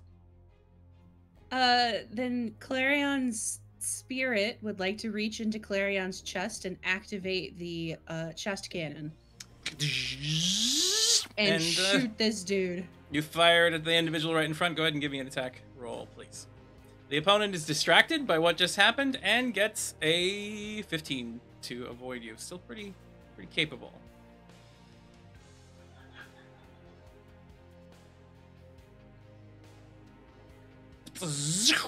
Nice. You're going to hit. Go ahead and roll for damage from your Aether Infuser. And roll to see what damage your body takes to itself. How much is that? It's a D4, I believe. I'm going to double check, actually. It might just be a static number. It's been a while since I looked at that one. Aether Infuser, it causes 3d6 to a target, and 1d6 to you. That increases in damage as you increase in levels. Yeah, you're still... I think you're service spot 2. Yep. Yeah. 3d6 damage target increases to 66 at level 7, so you're currently only level 5, so you're close. Alright, you take 3 points of damage to yourself, and you blast that individual for 11, and you see their leg just burn clean off. Lovely. That would be your turn, Clarion. Wonderful. In the distance, individuals continue trying to work on the engine, but are now distracted by why the hell, where in God's name have we just, how? And there is a crack.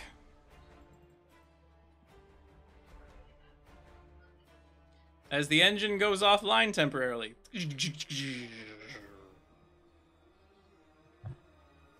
And as the engine goes offline, you hear the atmospheric generator go fum fum fum fum fum fum fum fum. and it starts to the air starts to become slightly stale. The backup generator that you have kicks on for a second, but you know, with the fact that you recently used this, that you probably only have maybe a few minutes of atmosphere remaining at the moment there, and you haven't been able to install the other backup at all, unfortunately, Red Iron. And as you stare out at the side and you feel a pop of the atmosphere becoming a little bit weaker in your ears, we fade to black as we go to our break for tonight. Thank you very much for watching, everybody. Hope you're enjoying Sparrows. I went a little bit over before our previous regular break time, but again, you have to forgive me because I'm exhausted and not thinking clearly. Hope you're enjoying yourselves. We will be back in about 10 minutes. Get yourself a drink, give yourself a break. You know, this has been stressful, I'm sure, for everybody involved. And we'll be right back.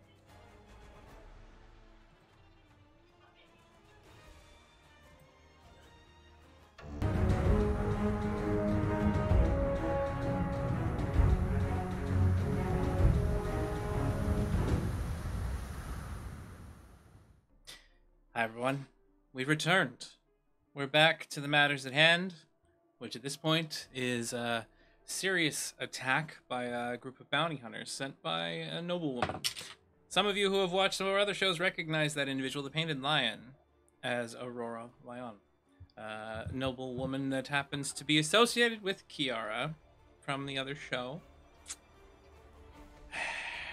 It's a real shame. It's a real shame. So you're saying Targeting she did this. Leifei because this individual knows who Leifei is and needs that for something. Everyone knows who I am. I come with style. So we are just gonna see what happens next. As Beatrix, you go at this point in time. There's still two other individuals on the deck. There are some off of it, but you're now in the Eternal Realm. You've never been here before, and you can see this tethering chain attaching you to Zep nearby. It seems to be linked to your heart, to your chest, to your legs. And as he gets bigger and rages and moves forward, you feel weaker and weaker to the point where it's hard to move. You're even having a hard time breathing.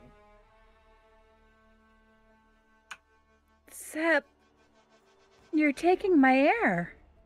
And she'll try to follow him. Just stay nearby. You'll be fine. We've been through worse. Okay, Zep. How can I fight?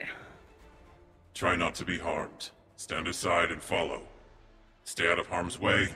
Protect yourself. Okay. And that's exactly what she'll do. So she attempts to follow Zep. And Scarborough down below finally makes it over to the engine room where everybody else has been fighting. And as he does so, wow, this has really only been like a couple of rounds. He rushes into the room next to where he can see Red Iron and all of them. All right, I'm here. I got my guns ready. Who am I shooting? Up top, Scarborough. Fuck! I went to the wrong room. Great.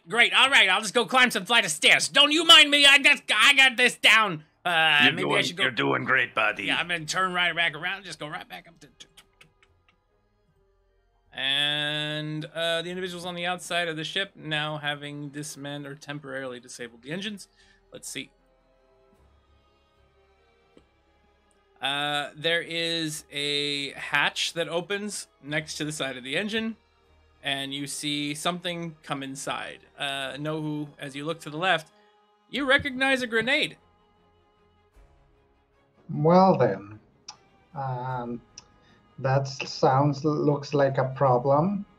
I guess I'll have to return it from where it came. All right, so you're gonna try to That's grab something that I and get. throw it back out very quickly. Yeah. Give me an agile roll. Oh, You have to beat a 15 in order to grab it in time and toss it back. Stay safe, best friend. That is a 13. I think I'll have to use the ace that All right. Red Iron gave me. Here comes an ace. Whew, 21. Nohu immediately just twists down. How do you grab this and toss it back real quickly? With my grapple tail, of course, like going only on like moving like a separate lane, like it opens back the hatch, grabs the grenade, and just throws it back down before closing down the hatch. Right there, the hatch gets pulled back, but not before the grenade comes back outside. You see the bounty hunters on the outside kind of leap away from it, trying to escape. You're going to cause some damage, though, so go ahead and roll the grenade's damage. This grenade does 6d6 damage. 66. 22 points. There's an explosion outside, and segments of the ship are damaged, and you see holes peppering in the sections around the engine room. The engine itself receives a rather serious blast. It's not looking good for Grandfather. You hear him screaming in pain, Red Iron.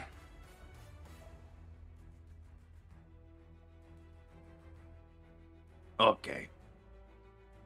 And up on the deck, enemies' turns. The one in front of Amos lunges forward and attempts to drive a dagger right into your chest through your armor. Getting a 9, 10, 11, 12. 12 to hit you. KM Steer, we did not account for all the +1s at the beginning, but his roll was still too low with the first one that he made, so...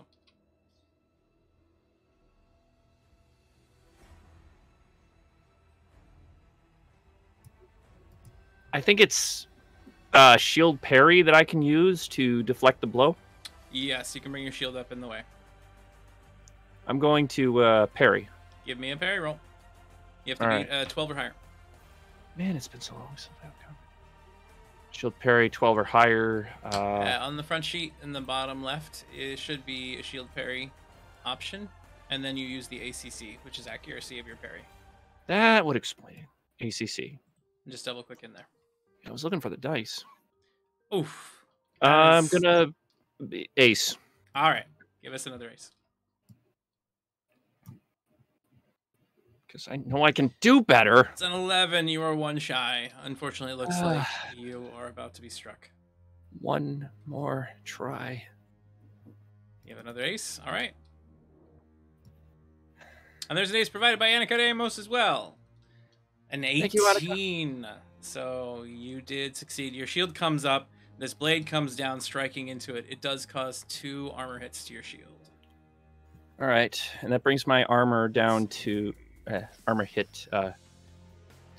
You should have a total of 6 armor hits. For some reason, it was set to 0.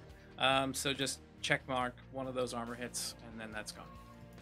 Check mark one of those armor hits, and then it's on the front sheet on the very bottom under where ammo is. Usually I put that for marking things. Oh. So keeping track of numbers. So just click on the little bubble down there, and that'll do it for you. 1 hit. There you go. It's 2 hits. Sorry, not 1 hit, 2 hits. 2 hits. Right. Because it's an armor penetrating weapon. All right. That one goes, and we're down to Red.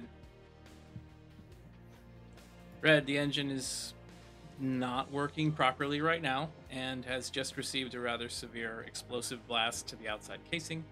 And there are holes appearing all over the outside of the ship, and you're not even in the regular realm of existence that you would normally operate within, so physics, you don't know how it works here. Are you there, Benjamin? It's me, Red Iron. I don't think I'm there, though. Is it over? Is that effect over? Nope, you got 2 hours left. Still got 2 hours left? Awesome. Yeah, buddy. I think I get it. Could you ask a couple of clarifying questions on my behalf? Yeah, sure, buddy. Things are bad enough anyway. Hey, Ty. So does the ethereal effect just extend within the confines of the Atmo generator? Yes. Okay. So follow-up question: how much overload to Death Star that capital ship? With my elemental blast. So you would need to not be in the engine room, most likely, to do that safely. We can do that. Yeah, we can get there. And that would be 3 applications to give it your best shot. You would still need to roll high enough to hit their engine and make it critically, basically make it go critical. Can I get 4 or nah? Do you not get to Can't do get 4 4. applications? Yeah, 3 is as much as you can do. Sanctum Cosplays is provided. Red with a +1. Need you to kill my ex. Okay, here we go. Red slaps a safe tuck on, looks over at Nobu. Take care of grandfather, okay? Everything's coming apart. Sure, don't worry, leave it to me. All right. I probably shouldn't trust you, but all right. And then Red runs out the hole in the deck, grabbing the third arm on his way, and then just like tries to dive outside of the edge of the Atmo generator. So you begin drifting out and away from the edge of the generator until you're beyond the atmosphere. And as you exit that, safe tech kicks on.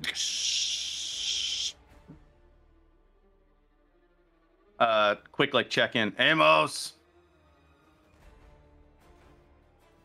This is security. What is the Hi. issue? Just letting you know that you were right. I'm just an idiot.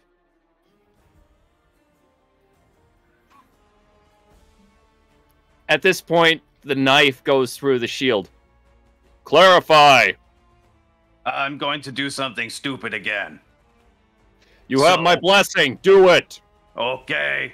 As you And slip then, beyond the reach of the effect on the ship, suddenly there's a sideways tearing sensation, and then there's a pop, and suddenly Red Iron is back in the void normal, no longer in the eternal realm.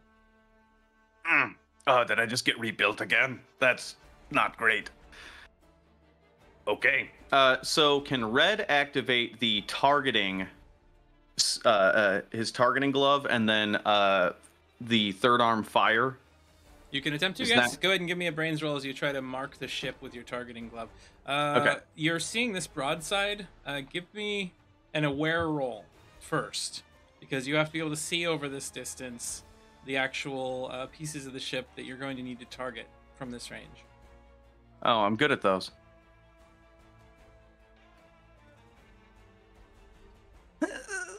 Nine. That'll get you in a vicinity. I've got some ones. I have 3 ones rolling. That looks Will a like 12 get me better? 1, 2, 3. You got 4. 4. 13 will give you the rough layout of the ship. So all you can really do is say, okay, there's the ports that would be where exhaust and where the engines should be. You think that if you hit this location, so you're aiming for port side hull towards the back, towards the rear. Can I post hoc? Can I post hoc add a overload to hear the ship and see if maybe that gives me a slight better targeting? Give me a magical roll. Okay.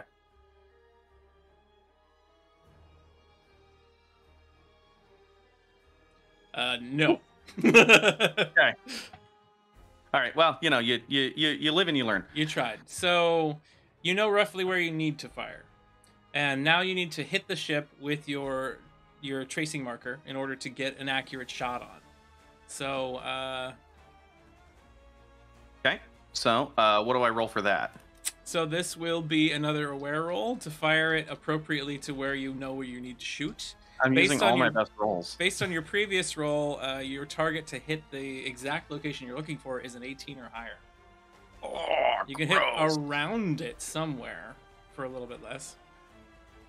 There's another +1 from Cam Steer to you. All right. Okay, here we go. There's Here we another go. +1 from Annika to you. Okay, here we go.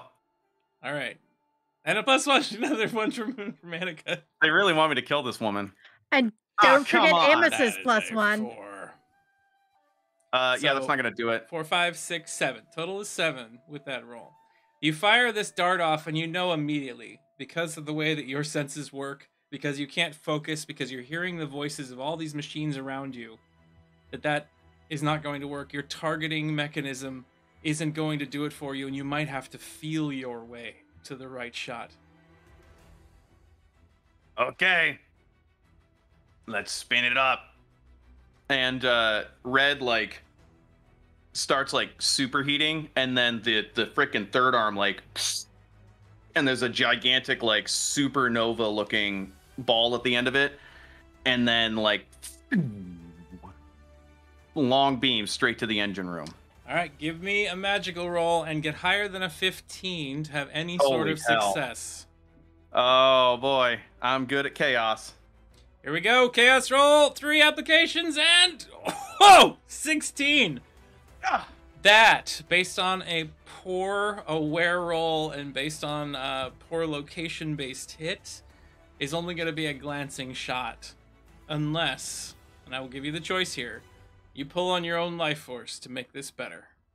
Oh, yeah. How much you want me to dump in there? I will say you are 10% closer to hitting your target straight on with every wound you take. Oh, And okay. Annika has given you an ace to re-roll. Annika, I appreciate you. I love you. I'm not going to use that ace on this because I don't think I'm going to get better than a 16. I think that's just going to make it worse. We're just playing a stats game. Okay. Oh, how many wounds can I take here? 2, 3, 4, 5. Hold on, let me apply the overload here.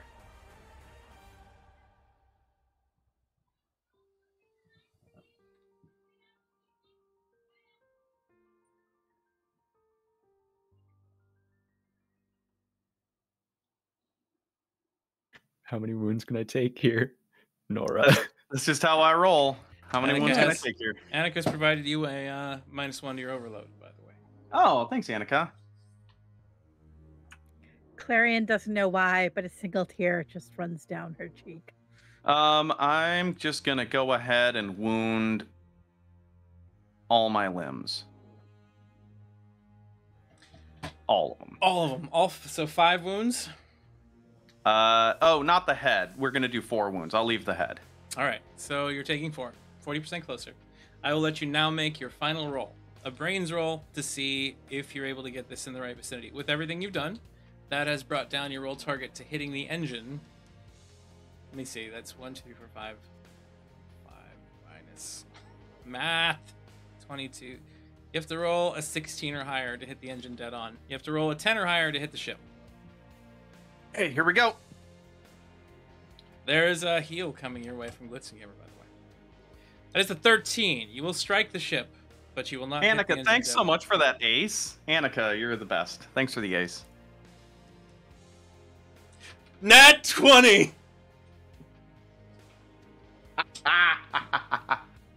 Okay. One last time, chat.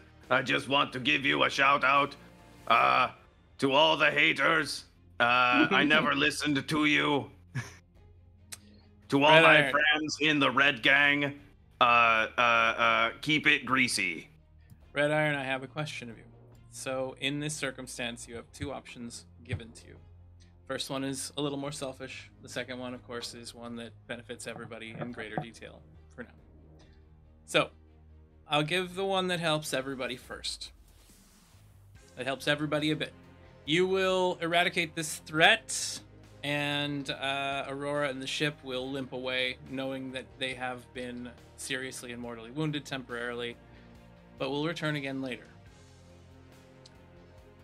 Or Red Iron is eradicated at the same time as this threat, and it no longer exists.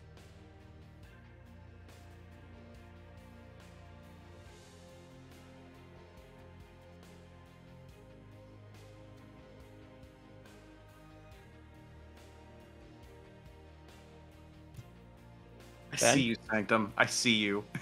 That's devilish.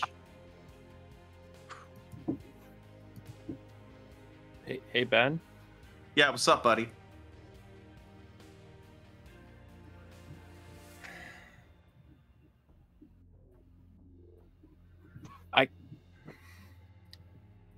If you are going where I think you're going, can you do me a favor? Yeah. Tell Red Iron that the cast thinks they are in fact the best. Yes. Whatever you choose. I got an opinion, obviously, but at the end of the day, you're the trigger man, so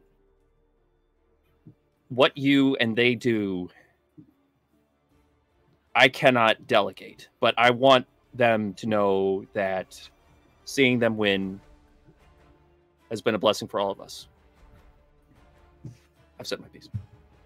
You get all that? Yeah. Captain's dead, right? Captain's dead, right? Yes, unfortunately.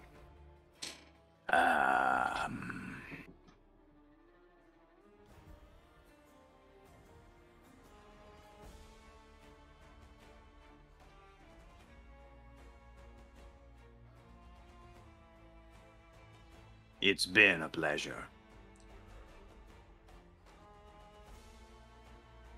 And I'm glad that I can hear all of you right now, because wouldn't you want someone to be with you at the end? There is a No, flash you're of making me light cry. as a blast goes off in the distance. The ship that Aurora was on is consumed and obliterated, and all is left. All that's left in the void is dust from where Red Iron used to be.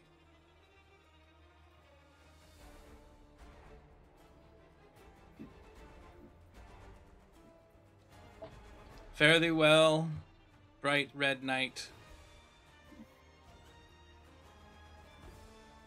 The speaker to the machines in our hearts. F's in chat for Red Iron. I'm legit crying right now, Ben. Yeah, you and me both. Oof. With that self-sacrifice, the threat is now gone. Seeing the their capital ship destroyed, the other bounty hunters, knowing they will no longer get paid, stop the assault. The ones that are left aboard the ship are very quickly overwhelmed and are drawn off. Did we kill them all, sir? Do you want to kill them all? Did you kill everybody that was on the ship? Yes. Kill them all! Slowly. We kill them all. Slowly. I'd like to think that there's like just this silent montage of the boarding party being dispatched, just off camera, out of view.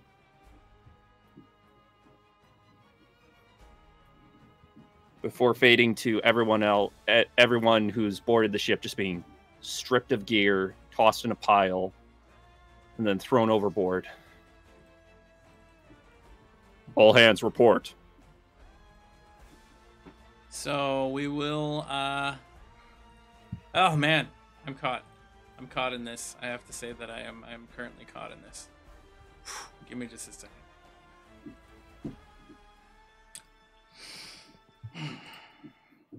We see everybody on board the ship finalizing their last little drawn off destruction of their enemies. As the time passes, the ship fades back into reality with a snap.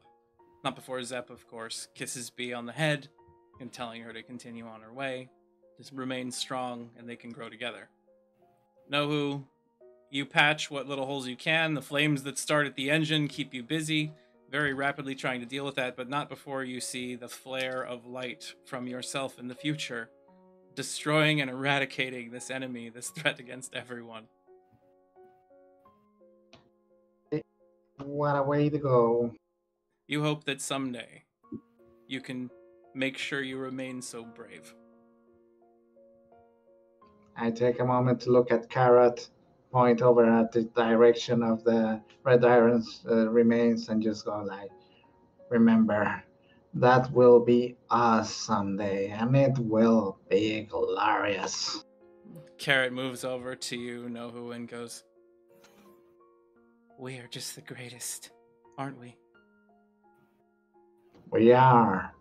He puts We will his be. hand and on we you. were. Puts his hand on your shoulder and goes, "I always thought I would be useful to everybody here in the future, and you know what? You know what? We saved everybody. That's the most useful thing you can do, right? Is help them all."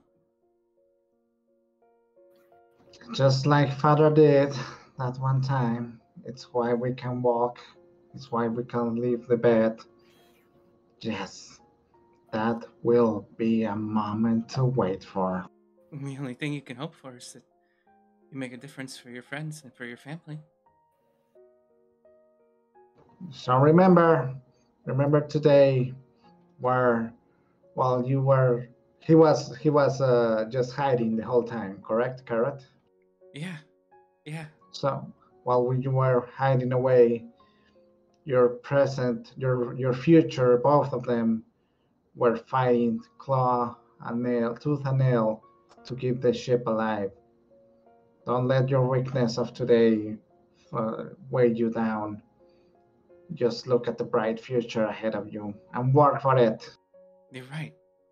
You're right. We should be living less in the moment specifically and more for the future of what we could be, what we can accomplish. The adventures, the things we can achieve. I gotta go stop the engine from exploding. So yeah, just keep thinking that. Goodbye. Yeah, you do that. I'll stay here with my head in the clouds. We move above deck. Leifei, you stand over the body of your captain. No longer your captain. You are now the captain. The crew doesn't know what has happened, but as you're standing there and you see the bright flash of light off to the starboard side, and you see the sacrifice made by another one of your crewmates, the enemy that was coming for you, decimated. What do you do, and what do you say? Leifei moves over towards where the captain's hat falls, grabs it, the long feathers and plumes that I don't think that he thought fit him, grabs it, moves it, and sets it to cover the face of their captain. He sits down and stares at the explosion off in the distance.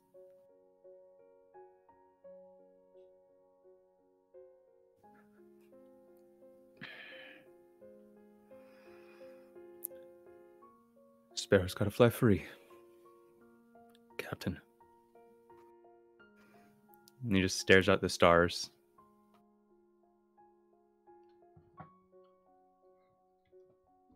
As you stand there on the deck, you look over, you see Scarborough rush up, cannon in hand, getting ready to fight off any threats he can, taking a couple of shots here and there at those individuals that you've driven off before recognizing Red's one massive blast in the distance. Looking out, he goes, "Oh my god. That's the most beautiful thing I've ever seen. Ah. Red, why didn't you tell me you could do that? I mean, I would have done it for you. I mean, that's all I ever wanted to do was go out with a bang, you know? You son of a bitch, you got to do it first. That's ridiculous. Selfish asshole." You see, like, Scarborough turn and go over and kick one of the cannons nearby. It's okay, Scarborough. I'm going to miss him too. I think what we need to do for Red is, I think we need to burn the Empire to the ground, Scarborough. Are you with me? Fuck yes. Hold I up. heartily concur. Hold up. Let's ruminate on this. Let's build some power. Let's tear out the fucking wall for this. This isn't going to be an overnight affair. This isn't going to be an easy affair. Look around. Amos finishes dealing with the last of the wounded with a quick guttural snap. You saw what they sent to us, what they had set up for us. This is just a taste. If you want to commit to this, you are asking for suicide. It's what Red would want. No. Red would want... Red wouldn't want this. Red wouldn't want us going out wanton destruction everywhere, tearing out the sides and bulkheads. Red would want us to fix things. Would want us to repair things. Would want the cannon to get the ball bearing, the squeaky wheel to get greased.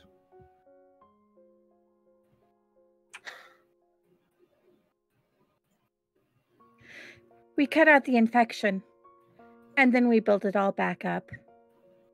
Like we cut out Sylvia. So where's the infection? At the heart. After all, Can sparrows truly fly free when they're still masters? Scarborough off to the side goes, yeah, what? We still gotta keep moving forward, right? Captain, what do you think we should do? Captain? Captain's dead. Just Leifei now.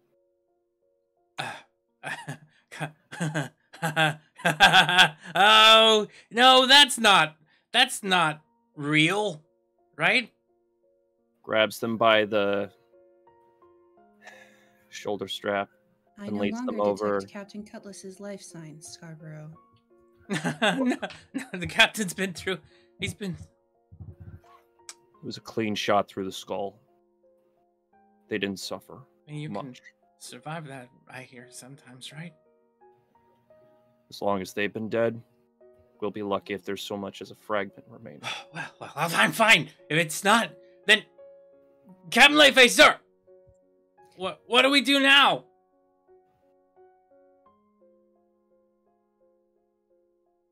First mate Leifei.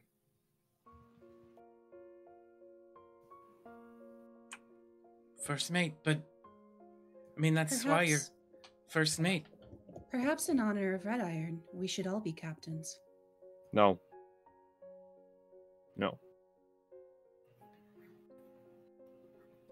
We already disagree.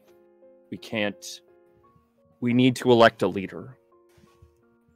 Temporary as it is.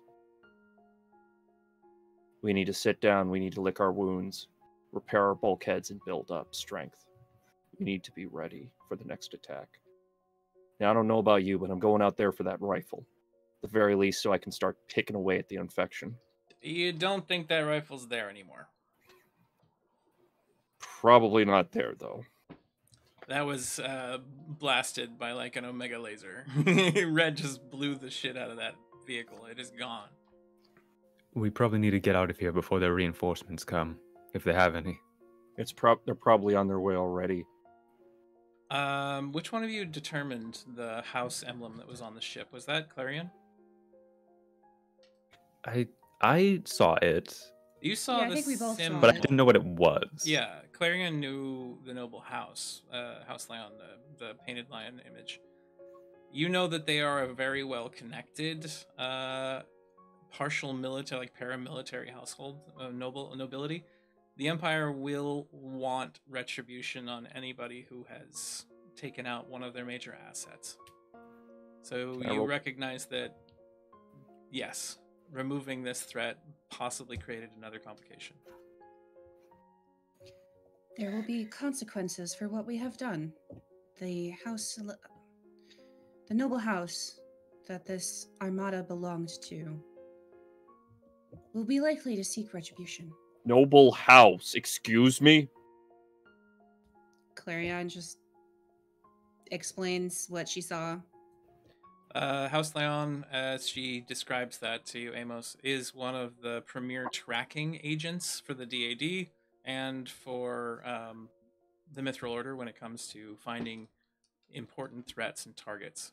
If they came after you, one of you or some of you are very important to the Empire in some way. We need to get to Avalon now, and we need to do it quietly. Why Avalon? I got an old friend. Leifei, you also potentially have allies that might be able to assist you, but they're expecting you to go to Myosinus. Your uncle might be the only hope you have of avoiding additional threats.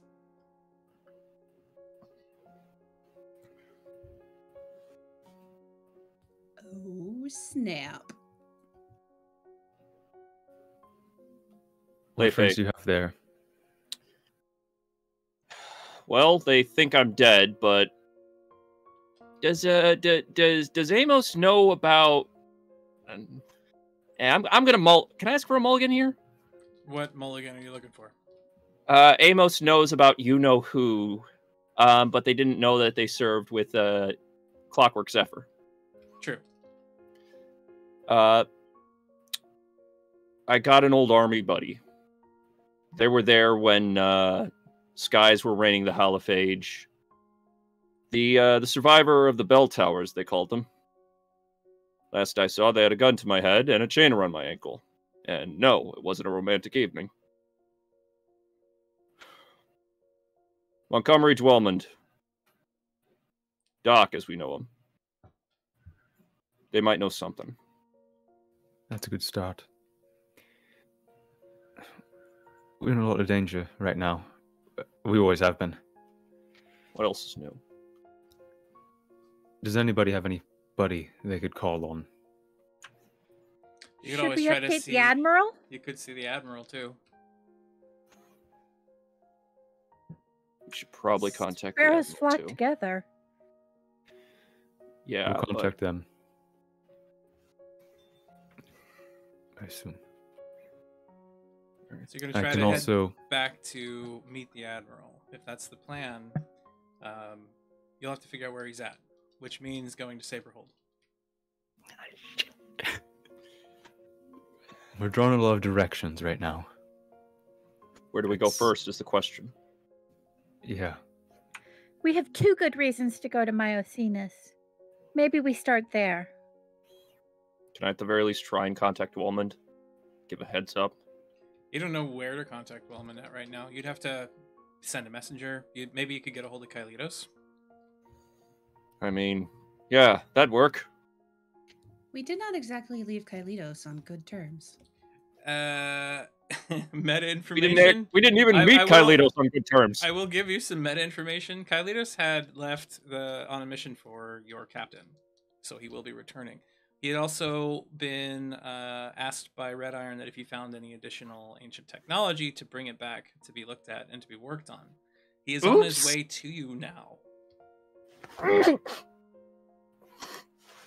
Well,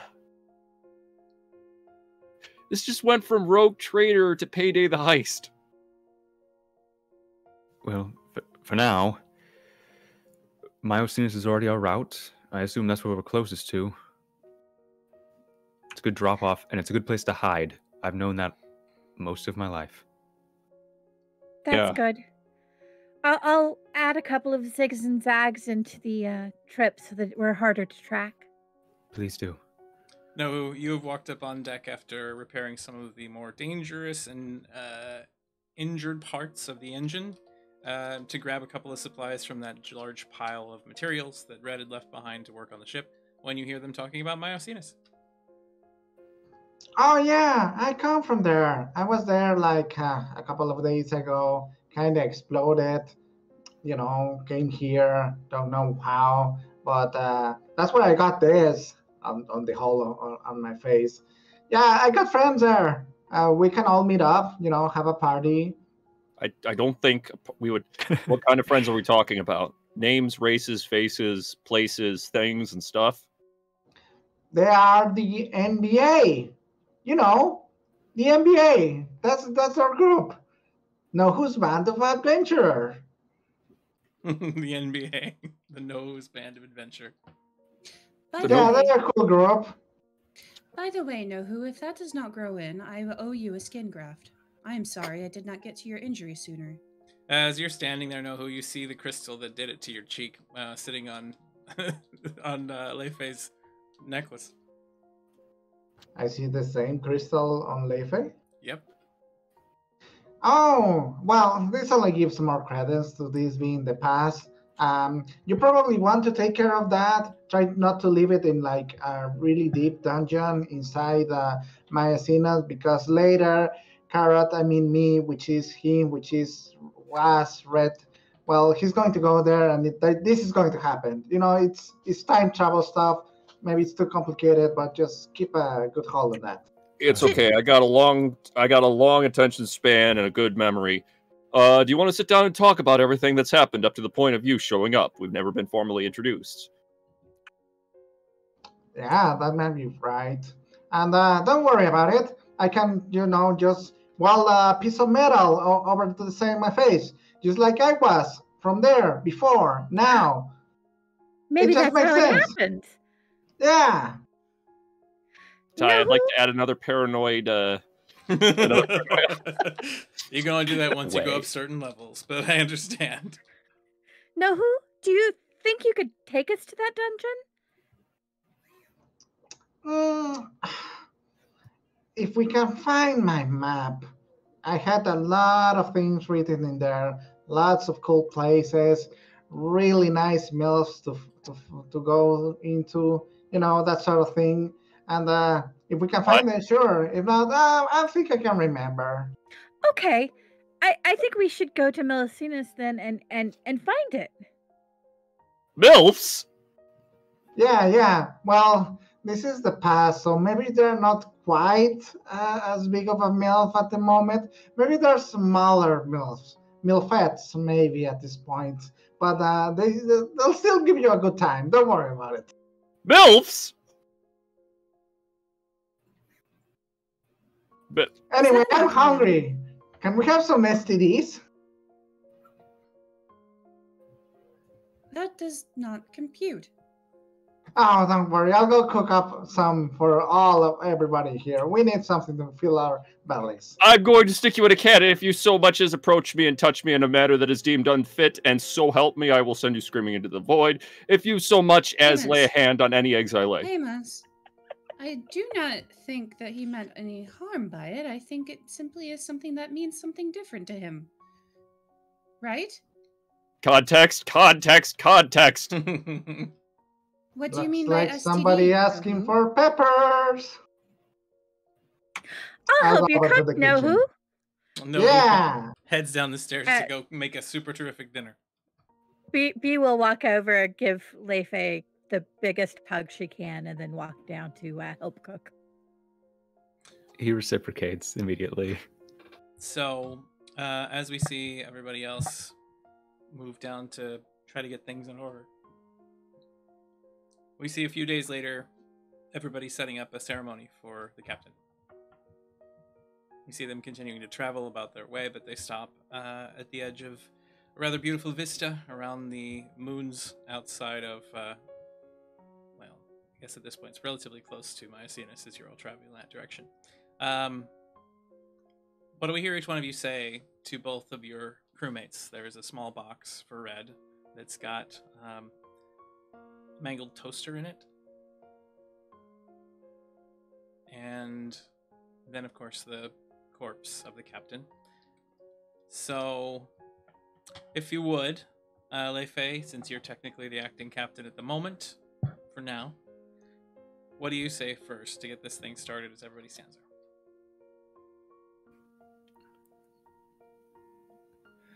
It started as 1 day, then 2 days, 3 days. It didn't matter where we started on this journey. Only that we were sparrows together. And we are sparrows to the end. There is no dying day. The only days that we live. They're remembered. Wherever we came, we're here now. And sparrows, forever in the stars. Forever shining like silver. We will fly forevermore. The memories of our companions, and those we destroy along the way, and the riches we find and take away. Well stated. What words do you have, B? B made small pictures of Red Iron and the captain and puts those down as well. Red Iron taught me to listen, and not just to the people, but to everything. I know it was only a trick of Sylvia, but getting to talk to Archimedes and Barnabas just like Red Iron did, that was special. And then she sings the song that Red Iron taught her, that grandfather used to sing to him. Everybody else kind of grimaces a bit at the weird noises you're making, but it's beautiful. Captain Cutlass, He was never my fun uncle, but he was the only uncle I knew. He brought me on board when I was just little teeny tiny.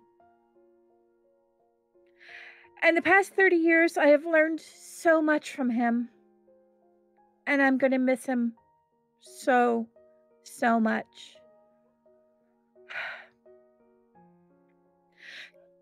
Cutlass, I'm going to try to be good. I know I'm not going to succeed, but I'm going to try every day to be good at least once, just for you. Scarborough comes over and hugs you. Pulls you away from the box for a second. Looks at it and goes, "Both a bunch of assholes. That's all I gotta say." B hugs Scarborough back as they walk away together. Nohu, do you have any words to say to the captain you had as a captain for one day and to your future self? Knifey, you went out like a bitch. I hope you realize that, and that whatever you are right now, you are rolling around with indignation.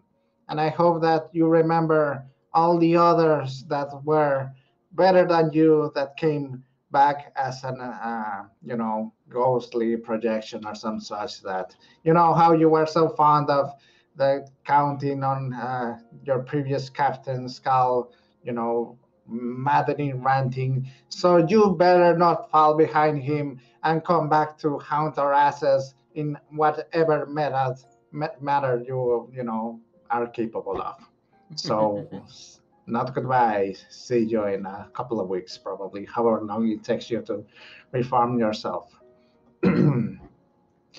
As for you, Red Iron, or me, or us, you went out so splendidly. The doctors didn't even give us a whole year out of the medics, out of the treatment. And look at us now, so big, so strong, and so wonderfully exploded. I can still taste some of my own ashes in the wind, and that's what makes us oh so memorable. I have eaten you now, and by the power transcended in time, I have become even closer to you. I have like a plastic plate right on the side at the moment. We are trying to, scrunch up some of the things that we found to repair the ship before everything else. But don't you worry, before long, we'll be one and the same. Moving on from there, we go to Amos. What are your last ones?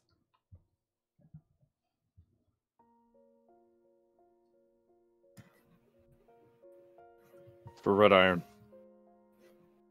The problem with hindsight is like that of learning to swim with a shark. It's easy when the poor guy is flailing to say punch the nose, but it's when you're in the water, too busy orienting to remember what air is. Red Iron was the greatest cause of concern I had ever known. Not because they were quick to trust, but because they always reminded us that what little good we found in something can be nurtured. How far gone we are can be repaired. Cutlass. I would be a shriveled skeleton somewhere on Avalon if it wasn't for them.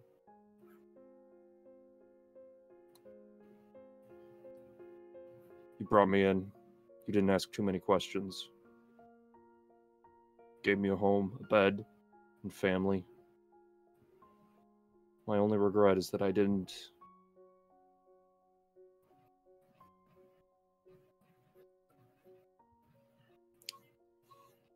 Rest easy. If not, give us a holler. Clarion, Goodbye. as he kind of turns and steps away, what do you do? What do you say? Clarion claps Amos on the shoulder lightly and nods. And then she finds herself drawn to step forward. And she remarks out loud, I have never participated in one of these ceremonies before, but strangely, I find that I do have something to say. Captain Cutlass, I do not regret in the slightest killing that miner to provide you with a blood transfusion. It was worth it. And Red Iron, I think this is the first time that I will genuinely mean this. I will miss you. And she steps back. Carrot steps up to the front. Captain Cutlass, you let me be on your ship, even when I break everything. Even when I stumble, you help me get back up and you said, hey, it's just a scraped knee, no big deal. Yeah, you ate all my hats, but that's fine. Oh, that tape measure's not supposed to go there, but we'll get it out. You did all these things for me all the time, and you know what? I'm a better person for it. And you're like a lizard dad I never had. And Red, you know, I might become you someday. All I can hope is that I do. You had such a strange way of looking at everything, and you know what? It was all beautiful. It was all interesting and exciting. Like, even though we had a toaster that nobody actually could get to work, for some reason it had character and personality because you talked to it. The ship. Archimedes, our grandfather. Every squeak, every creak, and every turn. You heard the music behind it.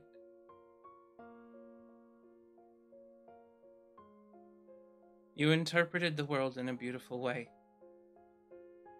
And all I wish is that I could do the same someday. So, thank you for saving us. And thanks for making me think. And Carrot turns and walks away. Benjamin, what are your final words to your character, Red Iron?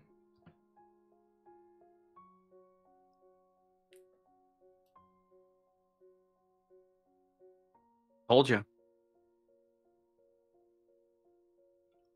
Yep. And that ends tonight's episode of Sparrows. Thank you very much for watching, everybody. We'll go around the table, we will say our farewells, and we will be back next week with our next episode. So, on a more lighthearted note, I'll remove this sad piano music we've been playing for way too long, and we'll go back to the pirate noises that you have come to expect from this crazy group. We may be damaged. We may be broken. But we are not bested, we are not beaten, and we cannot not be repaired. I mean, with someone like Nohu on the ship and Clarion that can both patch together a whole bunch of mechanical failures, I'm sure this show will stay on track in the future. All right, first up for tonight is going to be Gwen. You're up. Give us your thoughts and let us know what you're up to and where we can find more of you. Good Lord, my thoughts. This was a damn beautiful episode, and I love every single one of these people around me and all of you over there in the chat. And yeah, wow. It is truly a privilege to be here. And to see more of what makes it such a privilege, come back next Friday and every Friday after that, except for the third Friday of every month when we do get a break so that we can recover from nights like tonight. But the next day, by the way, for the third week is the 15th. So we have 2 more weeks of this and then 1 week of other shows. There we go. So yeah, come back and watch all of our shows though. Tomorrow we've got a new show starting. We've got Dreams of Silver and Stone on Thursdays. We've got Roll Charisma on Tuesdays. We've got our Monster Hearts on the Thursdays that we're off. everything is amazing. Everybody is wonderful, and yeah, come back and see us. And in more lighthearted terms, I might ask that this crew, if they're willing to, on the week that we normally have off, that we instead just play some games together. If y'all want to do that. I'm down. All right. No who. Strat, your turn.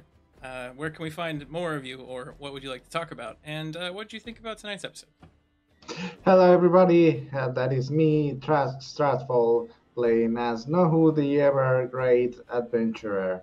And well, you can find me here on every week. You know, whenever there's a game schedule, you can find me here trying to not drive everybody crazy with Nohu's little antics. Other than that, you can find me even on the chat on the other game nights at some point. We can always have some fun. We can always have more people around. It's always a blast to see the little tangents that the chat tends to go through. But hey, it's always in the name of some good fun, and it always helps us. It always lifts us our spirit, knowing that there's more people out there that wants to take a look at us.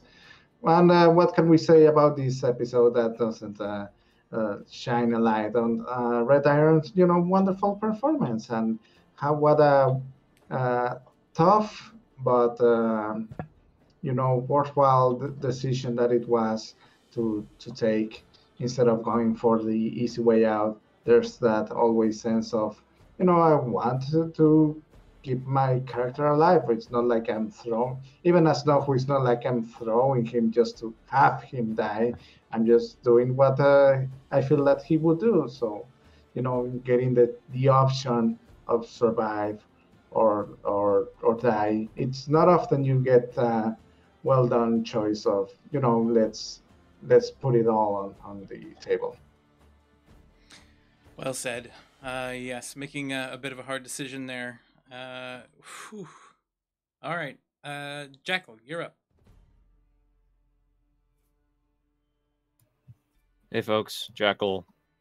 I play Amos Nascendi, the security officer, and Lizard Dad. I stream every so often. You can find me every Tuesday on Roll Charisma as the recap guy.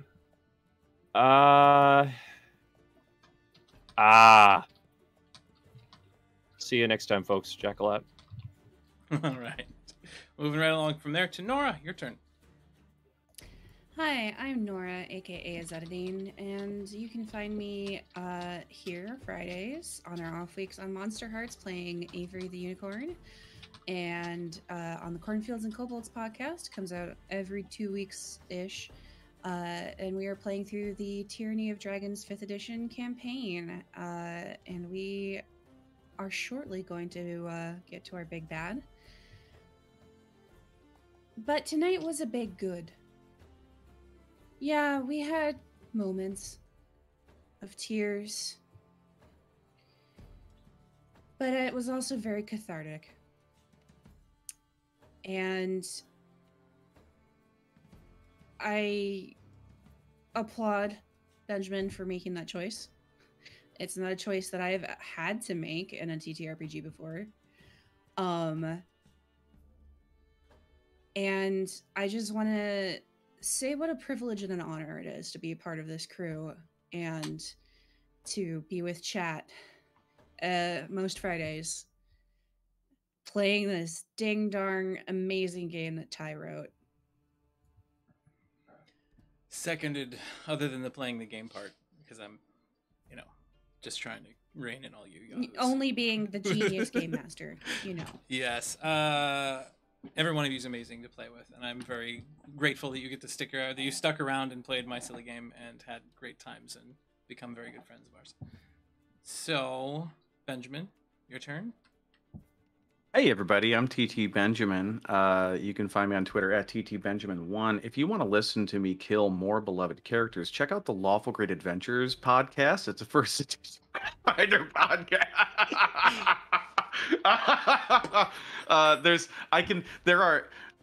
The reactions of the people in the windows. I know that they got to the siege at Kael Don, and they know what happens. Yeah, so that was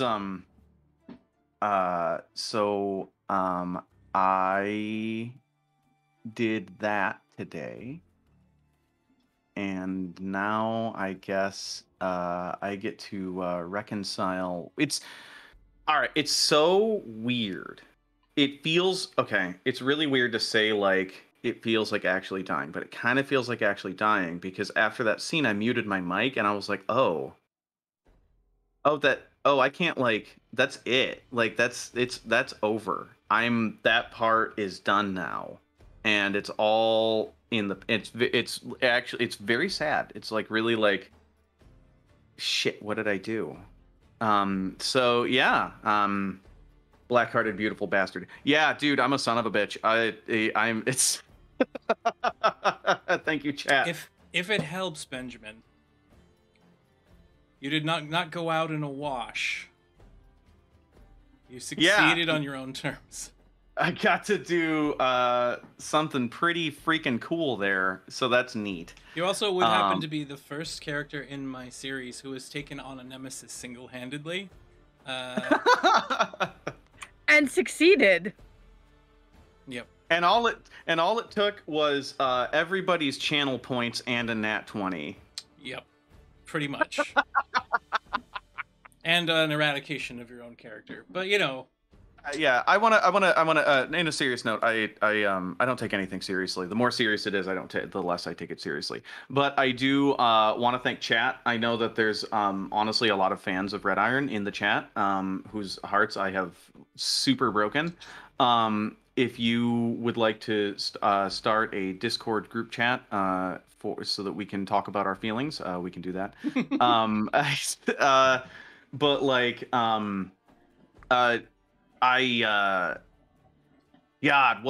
Red Iron's been a really fun character to play, and I am personally going to miss playing as Red Iron. That's a fact. That's been one of the most just like personally moving characters that I've ever had the opportunity to work through. So, thank you all very much. It's been a blasty, literally, and I don't know what I'm gonna cook. I don't know what honestly, I don't know what I'm going to cook up. I don't think it's going to be as good. Please don't put that pressure on me. I will cry in front of you. Ice cream vendor. Oh, you're the ice cream vendor. So yes, just so you're aware, this character has been built up through the other season as well. While not necessarily a nemesis of like major story arcs, they're a very important individual who now just put a ripple through not only this show but also the other one on the channel. So that'll be interesting to see how that plays out eventually too. All right, from there, Leifei, man of the hour, new captain at the moment. Man of the hour. What do you mean by that? I don't know. You just happen to need to take charge suddenly because everyone's after you. Hello, my name is Kai. I'm the Ice Cream Man. You can find me here on Friday at Leifei hours at this o'clock. I don't know what to say. This is one of the first times where I have nothing to say. Poor individual. What are you going to do with the knowledge that just being who you are is getting people killed now? Oh, thanks for that.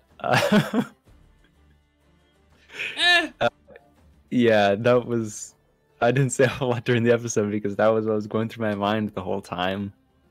Especially seeing his most precious person in the world die next to him. Yeah.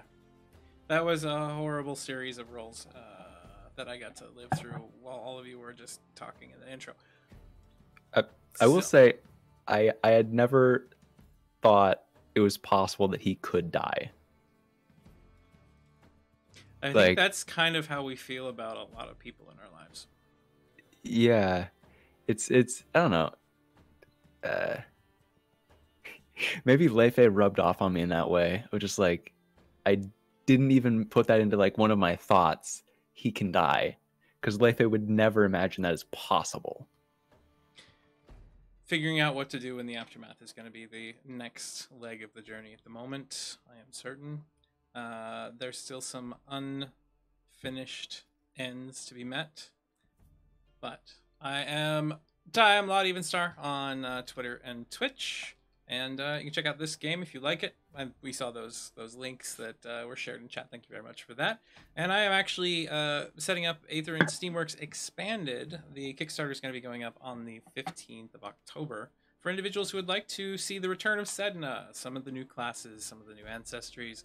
And I'm sure my players will greatly appreciate this, but there is a rank of enemies now above Nemesis called Titans. And those will be making an appearance in the universe at some point. So, thank you again for watching. Hope you've enjoyed yourselves. We will be back with you tomorrow for the Unremarkables at 4 Pacific Standard Time, 6 Central. A Masks game that is brand new with some amazing cast members that I can't wait to see play. And yeah, I guess that's it. So good night, everybody. Thank you very much for watching, and we'll see you all next time.